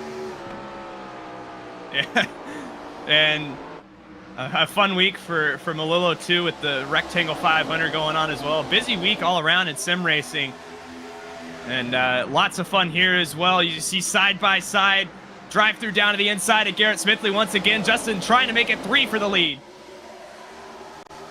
Justin thought about it, then thought better of it, trying to find that middle groove there in between DT and Smithley, but he has to check up to avoid running over Smithley. He's trying to find that inside groove, but it's just not there, so he'll get alongside DT, get him arrow loose on corner exit, and take the top line to try and get second away. You'll see drive-through going to slide up just a little bit. Ryan Vargas in this group as well. Really similarly to race 1, you got 5 cars right all under a blanket here for the lead, and similar formation as well. Everybody there. Fly Guy gets the fence a little bit further back. Meanwhile, Melillo, I think, with the opportunity to try and clear DT, he sent it in pretty deep underneath Garrett Smithley in 3 and 4 that last time by. And look at who has come through the field again to try and race near the front. Ryan Vargas is there. And Vargas, you know, is hungry. Didn't quite have the result. Race 1. Oh, a little bit of contact. He and drive-through are going to go around in front of the field. Yellow flag is out, and somehow Vargas did not get hit. I don't think too much on that, save for the contact with DT, who just came up the racetrack there. A little bit of contact with Justin Champagne, but we'll take a look at the replay there. Yeah, DT just stepped up the racetrack from what I can tell and got Vargas. We'll see what our camera angles show and whether or not the story is the same. But here's a look. Keep an eye on the 77 and the 26 exiting turn 2. And you see just driving up, and I guess you could say he drove through him. Just about, I think. Easiest way to put it. One more angle here of what happens. You saw Vargas got that good run through the middle, and DT just got incredible. Didn't even get loose like you normally do underneath somebody. He got tight on exit. That 77 just would not turn off of turn 2. He clips Vargas. Vargas gets some nose damage that he'll have to repair the old-fashioned way. That may be the biggest takeaway from this. Outside of the track position, he's just lost. And as they get a moment to breathe real fast, do want to take a quick second here. DT, what happened? You'll have to tell me. I don't know. I was minding my own business. I don't know. The replay's pretty damning there. All right. You had fun up there in the Blue Thunder machine? Yeah, dude, we were ripping. I feel like I mean, I started 8th and I was 2nd after the first lap. I feel like something about the starts of these second races, I'm able to just send it and get to the front. I had a good time at Eldora last week, but I was just struggling compared to some of these guys. I think I was pushing a little bit, just trying to get out of the corner, maximize my exit, and someone, was maybe a little bit lower than I expect them to be. Well, luckily, not going to have to use that faster pair. You got a strategy in mind here? You think you're going to try to send it more on the restart into the animal pack, or are you just going to try to run a smooth race here on out? I'm a little bit pissed because I was running the bottom, and I'm pretty sure I was saving my tires better than Garrett and those guys were going around the top, and I was like kind of holding my own down there. But yeah, we'll try and rip around them on the top and then see where we go from there. All right, well, good luck in the rest of this thing. That's DT.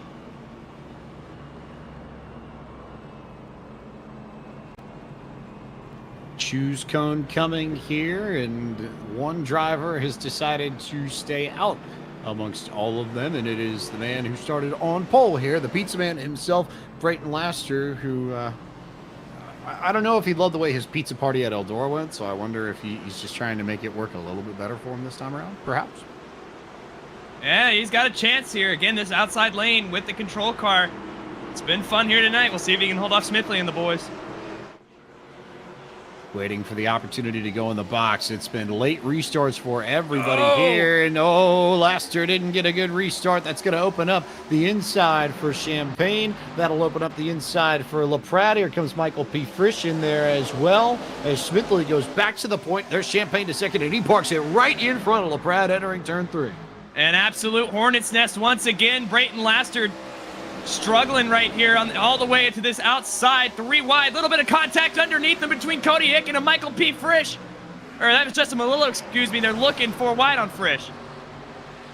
Frisch had to charge it a little bit just to make sure that he didn't get run over by one of Hicken or Malillo that time. The top 4 have managed to go single file already. Malillo and Hicken, and then you can name any one of those 4 or 5 cars fighting for about 7th or 8th on the racetrack. Oh, trouble!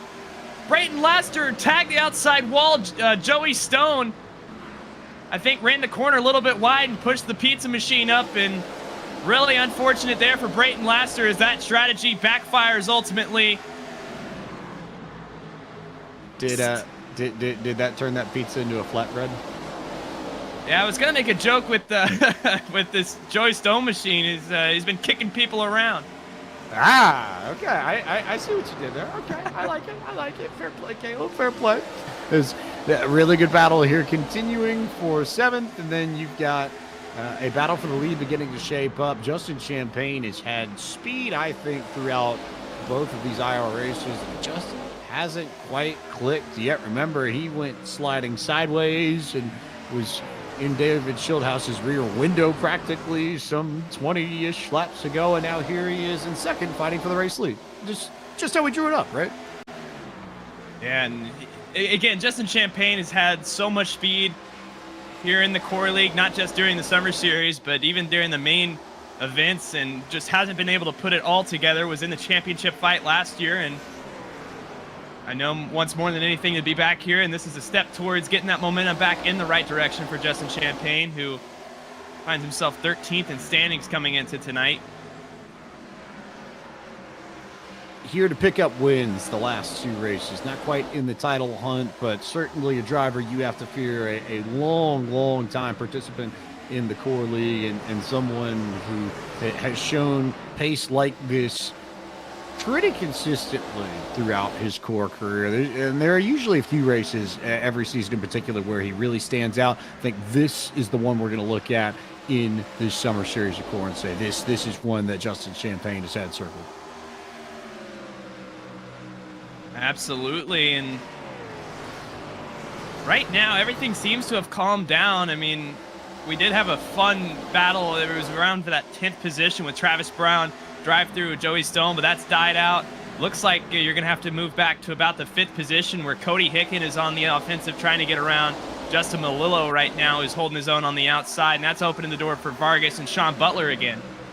Look at Butler dropping to the bottom to try and take advantage of that inside Oh! lane, and there goes Hicken into the fence. Contact with Vargas. No caution yet as Hicken resets and gets going in the right direction. Will stay green flag racing, but it was Vargas that got into Hicken in turn 1.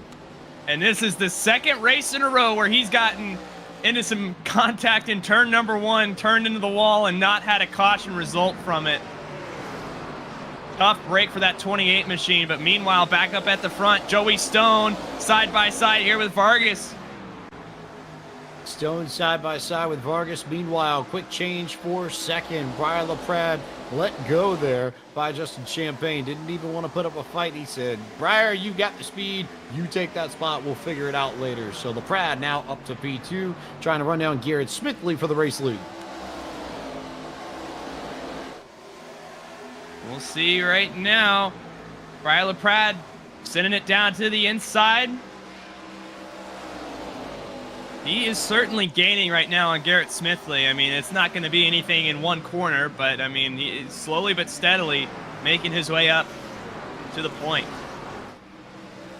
Smithley there in that, what I think we would say is the preferred lane tonight, that sort of middle high groove where you're not running outright on the bottom. You're not having to deal with every single last one of the bumps, which means LaPrade will have to figure out how to work off the inside to get momentum, especially on corner exit, just to stay even with Garrett Smithley to make a run at this race lead. And for sure, this consistent lap in, lap out, lap times right now. I mean, he is right here in the middle of the corner especially. I mean, Garrett's getting better drive off right now, but if he keeps this up, he will for sure be in the opportunity here. And actually, it's going to be sooner than anticipated as Garrett Smithley tags that outside wall, and that's going to give the advantage now to LaPrade. Yellow Caution flag is out. Indeed, Joey Stone in trouble in turn 1. That's at least one of the things that may have brought out the yellow flag. We'll see if there's anything else that brought out a yellow in addition to that, but I think it was just Joey Stone's incident there. We'll get a replay, but this is actually going to be with Cody Hicken in turn number 1 as well. And again, Ryan Vargas right there. Not sure if he just drove it into the back of Cody or Cody got on the brakes too soon there. I think it might have been option 3 because look at how close to David Schildhouse was. Schildhouse, I think, might have gotten into Vargas, and Vargas may have not had a choice. Stone, however, just overdrove corner exit and then didn't really leave a lot of room for DT to go anywhere. So, but interesting there that Hicken gets in the fence, but I'm not necessarily convinced, just off the quick glance that we saw from that angle, that was all Vargas's fault. There's a strong possibility he got help. For sure, and looking around right now, should be anticipating everybody to come into the pit lane, and exactly what we'll see. Rusty, I thought Rusty was thinking about it. He almost clipped the barrels there, Matt Kenseth style. Dover references at Iowa, not something I expected. Big pit stops, though, for everybody. This will reset pit strategy and cycles for everyone because they are all on pit road. Even Brayton Laster himself is in for service, so it will be everybody coming in for a stop. But Brian LaPrade on 2 tires is going to try and grab the race lead and will. 2 tires for Brian LaPrade and David Schildhouse as well. And then it looks like everybody else likely going to be on 4. But worth noting, the front 2 on 2. And again, we saw that 2-tire call work out, albeit a lot later in the run than here.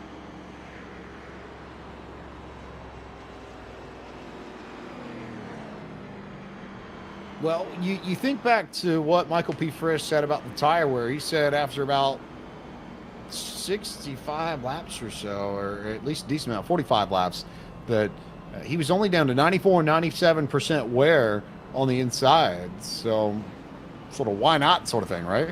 Yeah, absolutely. I mean, anything that's going to give you an advantage here, and when your insides there are only wearing that little, then definitely opens up the strategy call just a little bit, but we'll see. A little bit more strategy element here with the choose cone. Choose cone getting set up here. Everybody lining themselves up, ready to go here for the restart, which will come on lap 40 of 75. will be interesting here. Let's watch out for Garrett Smithley to see if he can continue to get these good starts, but not being the control car, that can really mess you up.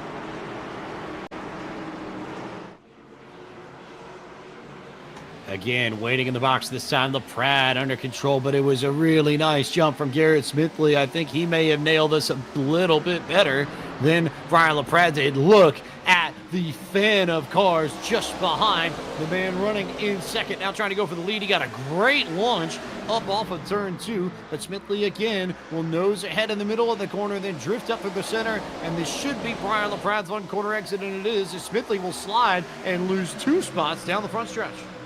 Maybe even lose more. You see drive-through now pulling to the outside. Here comes Sean Butler. Big send on the inside here. They're going to be 3 wide. David Schildhouse trying to maneuver to get around Michael P. Frisch. That all happening for second. Maybe even DT making some noise. DT now, he's been at pretty much every spot in this field in this race so far. He's been at the back, he's been in the middle, now he's working his way back towards the front. LaPrade's got control of this. Schildhouse to second. Remember, those 2 on 2 tires, and then Michael P. Frisch, the first driver on 4 tires here at Iowa. And you see right now, David Schildhouse trying to use that very outside lane. Fryer going to slide up just a little bit. Oh, and he's actually going to slide it. Almost spins. Great save. But that's going to be a ton of track position loss for the driver of the 19. First to 15th, and maybe further than that, 16th. Brian LaPrade lost a grand total of about 3.5 or 4 seconds in that interchange, and now he is all the way at the back of the field. What kind of run is he going to have to make to potentially salvage his championship? That's something we need to keep in mind, too. You look at where Michael P. Frisch is. McCandless will worry about next week the drops, but if you're going mano-a-mano with the man in the 58, that is about the worst-case scenario. Wanted to see as Rusty Wallace goes sideways down the backstretch. And he'll get that recollected, no caution. Meanwhile, back up at the front right now, all this chaos has slotted David Schildhouse to the point, and now he is fending off a hard-charging Michael P. Frisch for the second position now, and everybody really up in this top 5 is just sliding these tires everywhere all over the racetrack right now. It is so evident when you watch them come off the corners just how sideways these race cars are. Here comes David Schildhouse in control of this. Remember, he was sideways down the backstretch earlier in this race, and he's managed to regroup and get the lead back. Same for DT. Same for Justin Champagne. He was the other car involved in the wreck with David Schildhouse. Ryan Vargas was sideways on the front stretch. Now he's fighting for a spot in the top 5 with Sean Butler.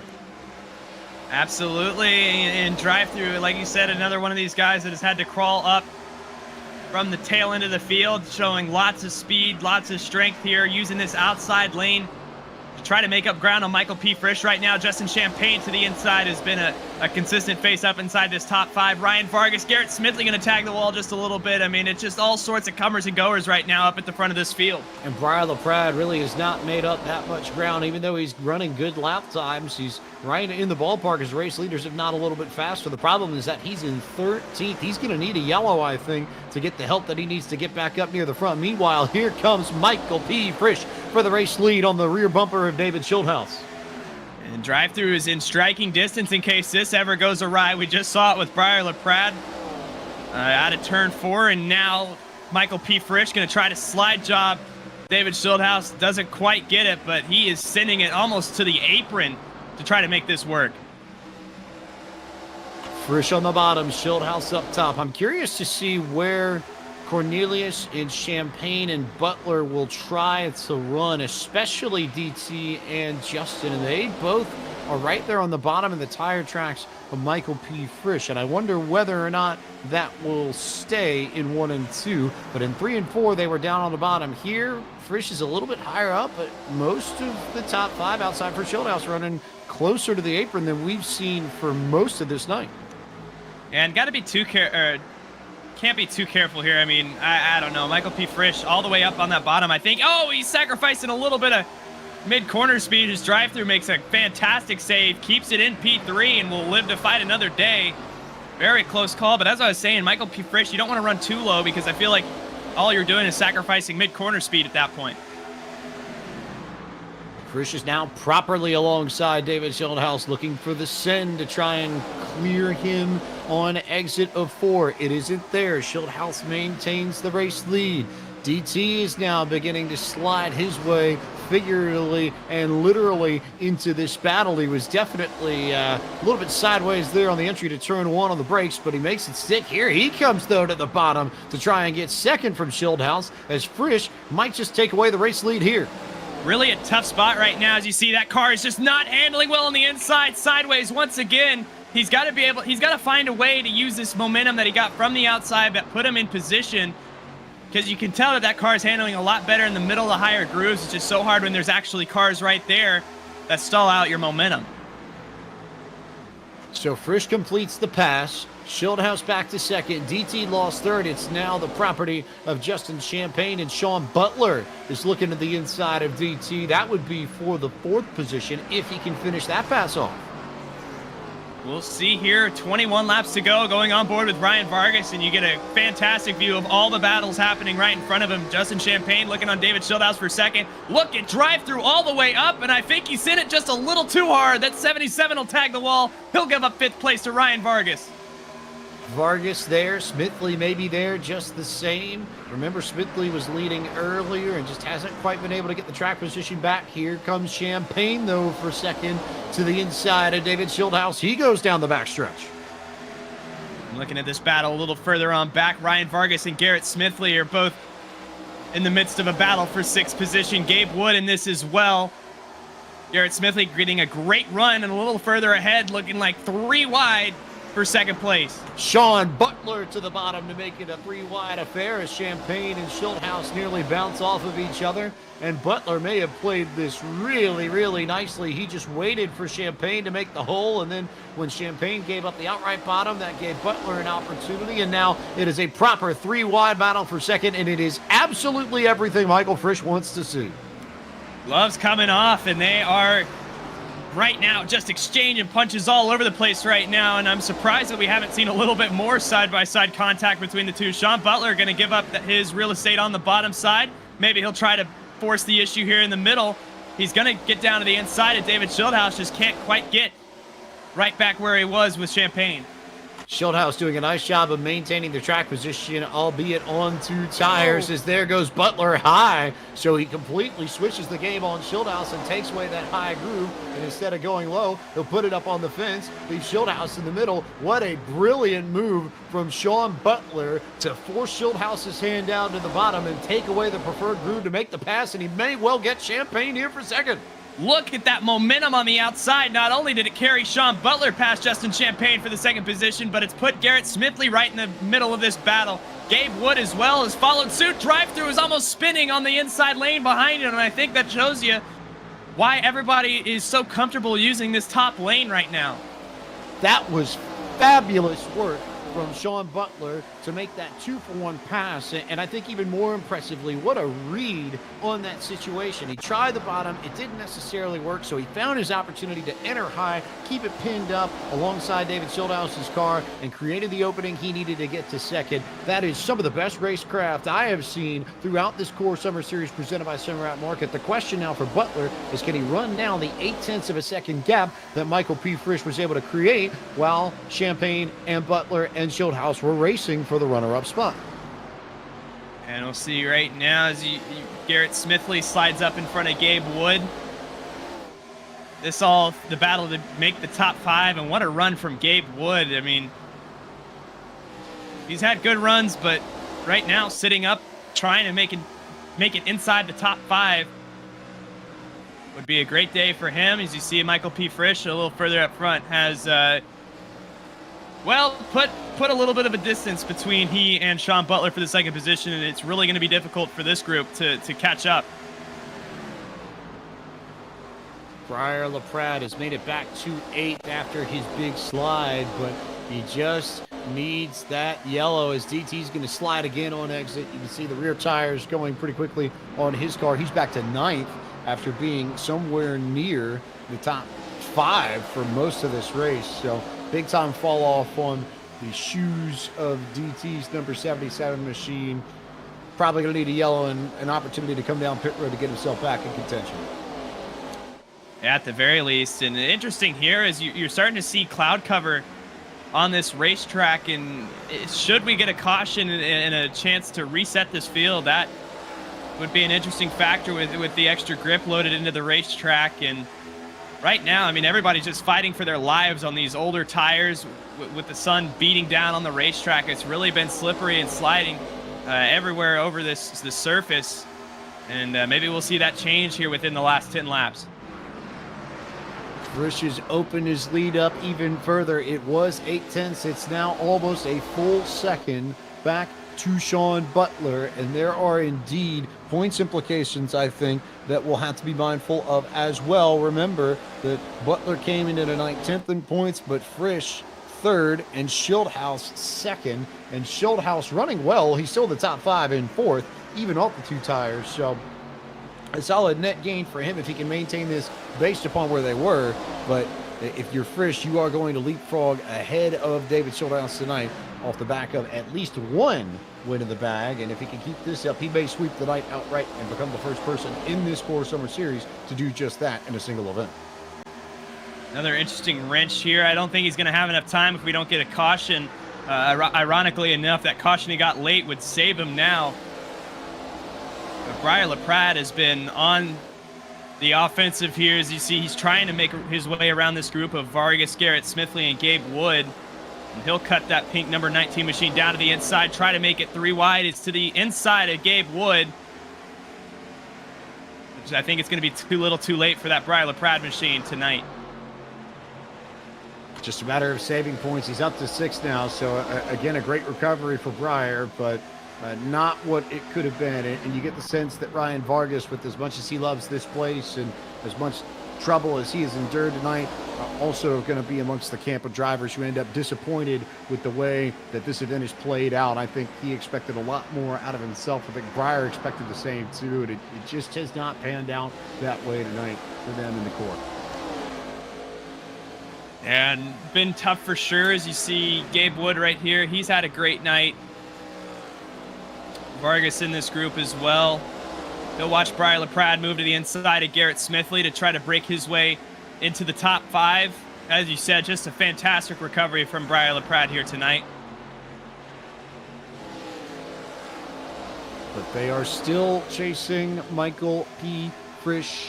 It is still a 9/10 of a second lead. Here's a look at the group that LaPrade now leads. He's been able to make it back up to 5th, and there will be the opportunity to get David Schildhaus if he wants. That's only about half a second up the racetrack for him. So if LaPrade can run that down in the next 4 laps, he'll have a shot at grabbing the 4th position.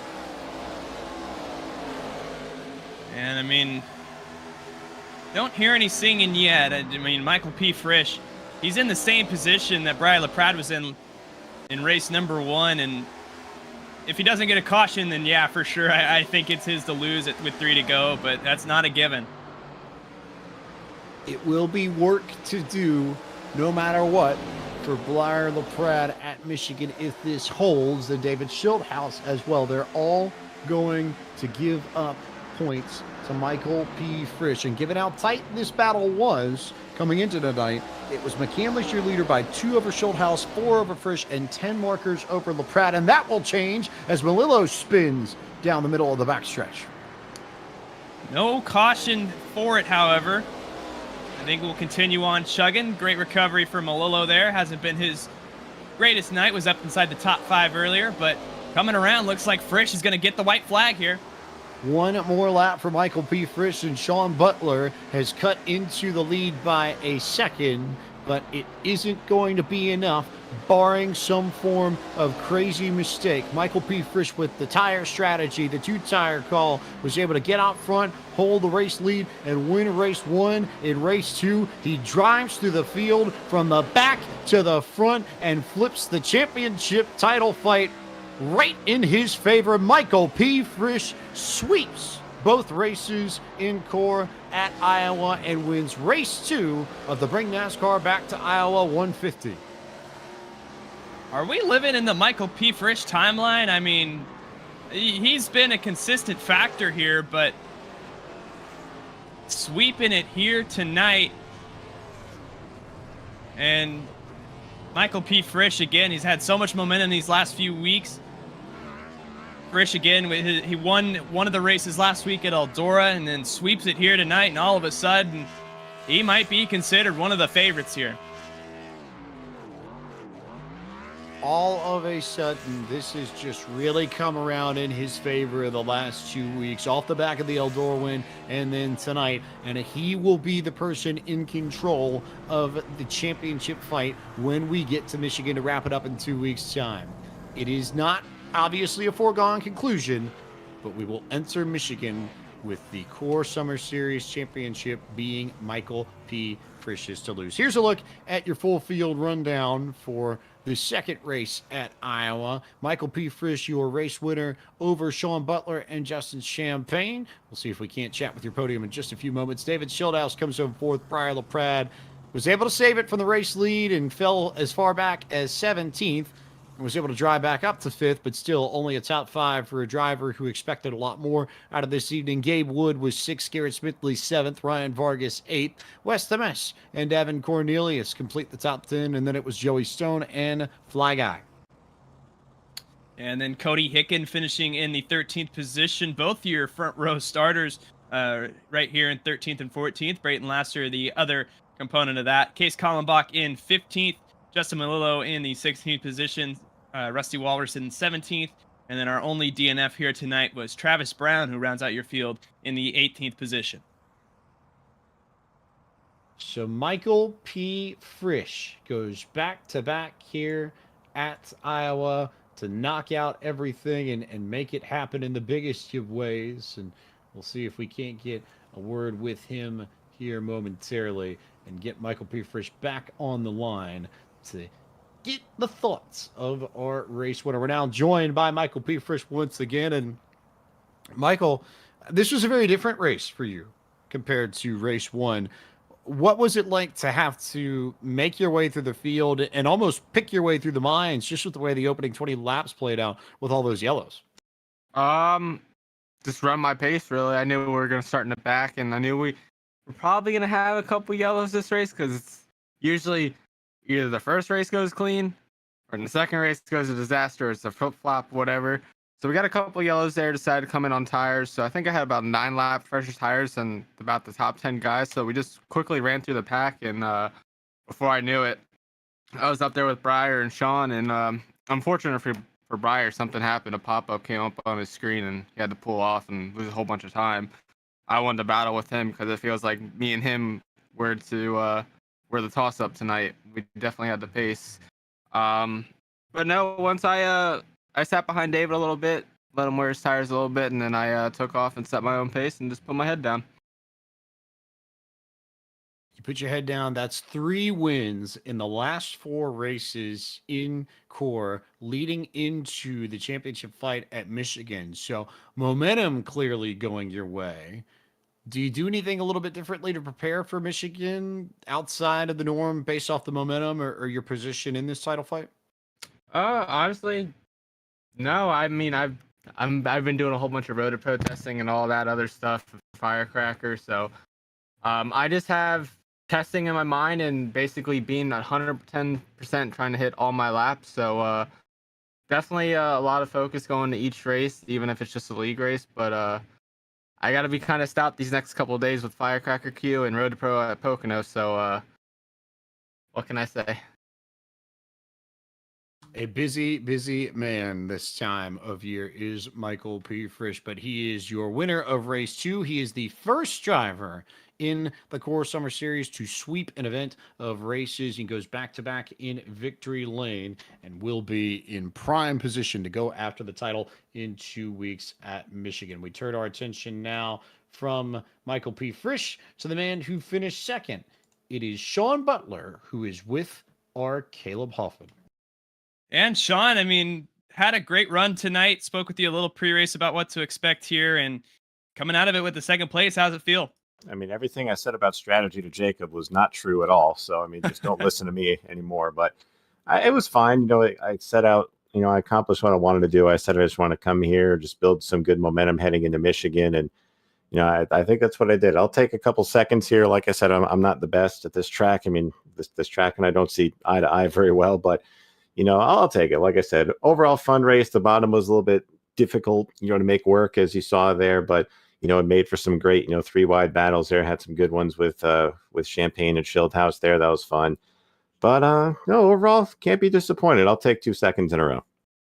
Yeah, I was going to mention as well. It seemed like that 4-car group really of you, Frisch, Schildhouse, and LaPrade were really the fastest group tonight. What do you think was the main challenge in translating the speed on track into results here tonight? I mean, you just had to be patient with it. I mean, you saw everyone just sliding out of the corners, especially turn 4. And, you just had to really manage the throttle. These things are so powerful. I love these cars, by the way.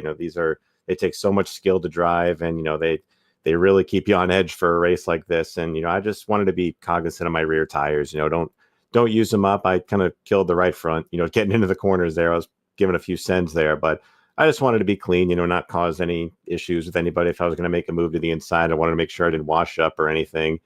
So overall, the goal is just to kind of, stay clean and, just be smart with my moves there and just try to navigate through traffic. And I think did a good job executing that. And I think that was pretty much the main thing to kind of get to where I ended up. Well, if our tentative points are correct, you should be in that top 5, just out of the title fight. But I mean, what are your main prerogatives going into Michigan? Just chasing down wins? Yeah, I mean, mission accomplished here. Like I said, Jacob mentioned that I kind of slid out, because I missed Eldora, but I wanted to get back at least close to it, and I think I did a good job of that here tonight. Made up a bunch of ground, and Michigan, I think, is going to be really good for me. Though I really like that track, no matter what iteration of it, and this car and the 87s are 2 of my best cars, so I really like my chances going into Michigan, and just got to do what I did here, keep it clean, not cause any trouble, not get swooped up in anything, and just try to get those back-to-back wins. Frisch did it this week, and I got to make sure I do it next week. All right, well, congratulations here. Second place here for you tonight, and you'll be right in the thick of a points battle for 5th with Vargas, Smithley on back. Thank you for taking the time to speak with us tonight. Yeah, thank you, Caleb. Good job up here tonight, as always. Appreciate you guys. And that is your second place finisher, Sean Butler, back to Pike.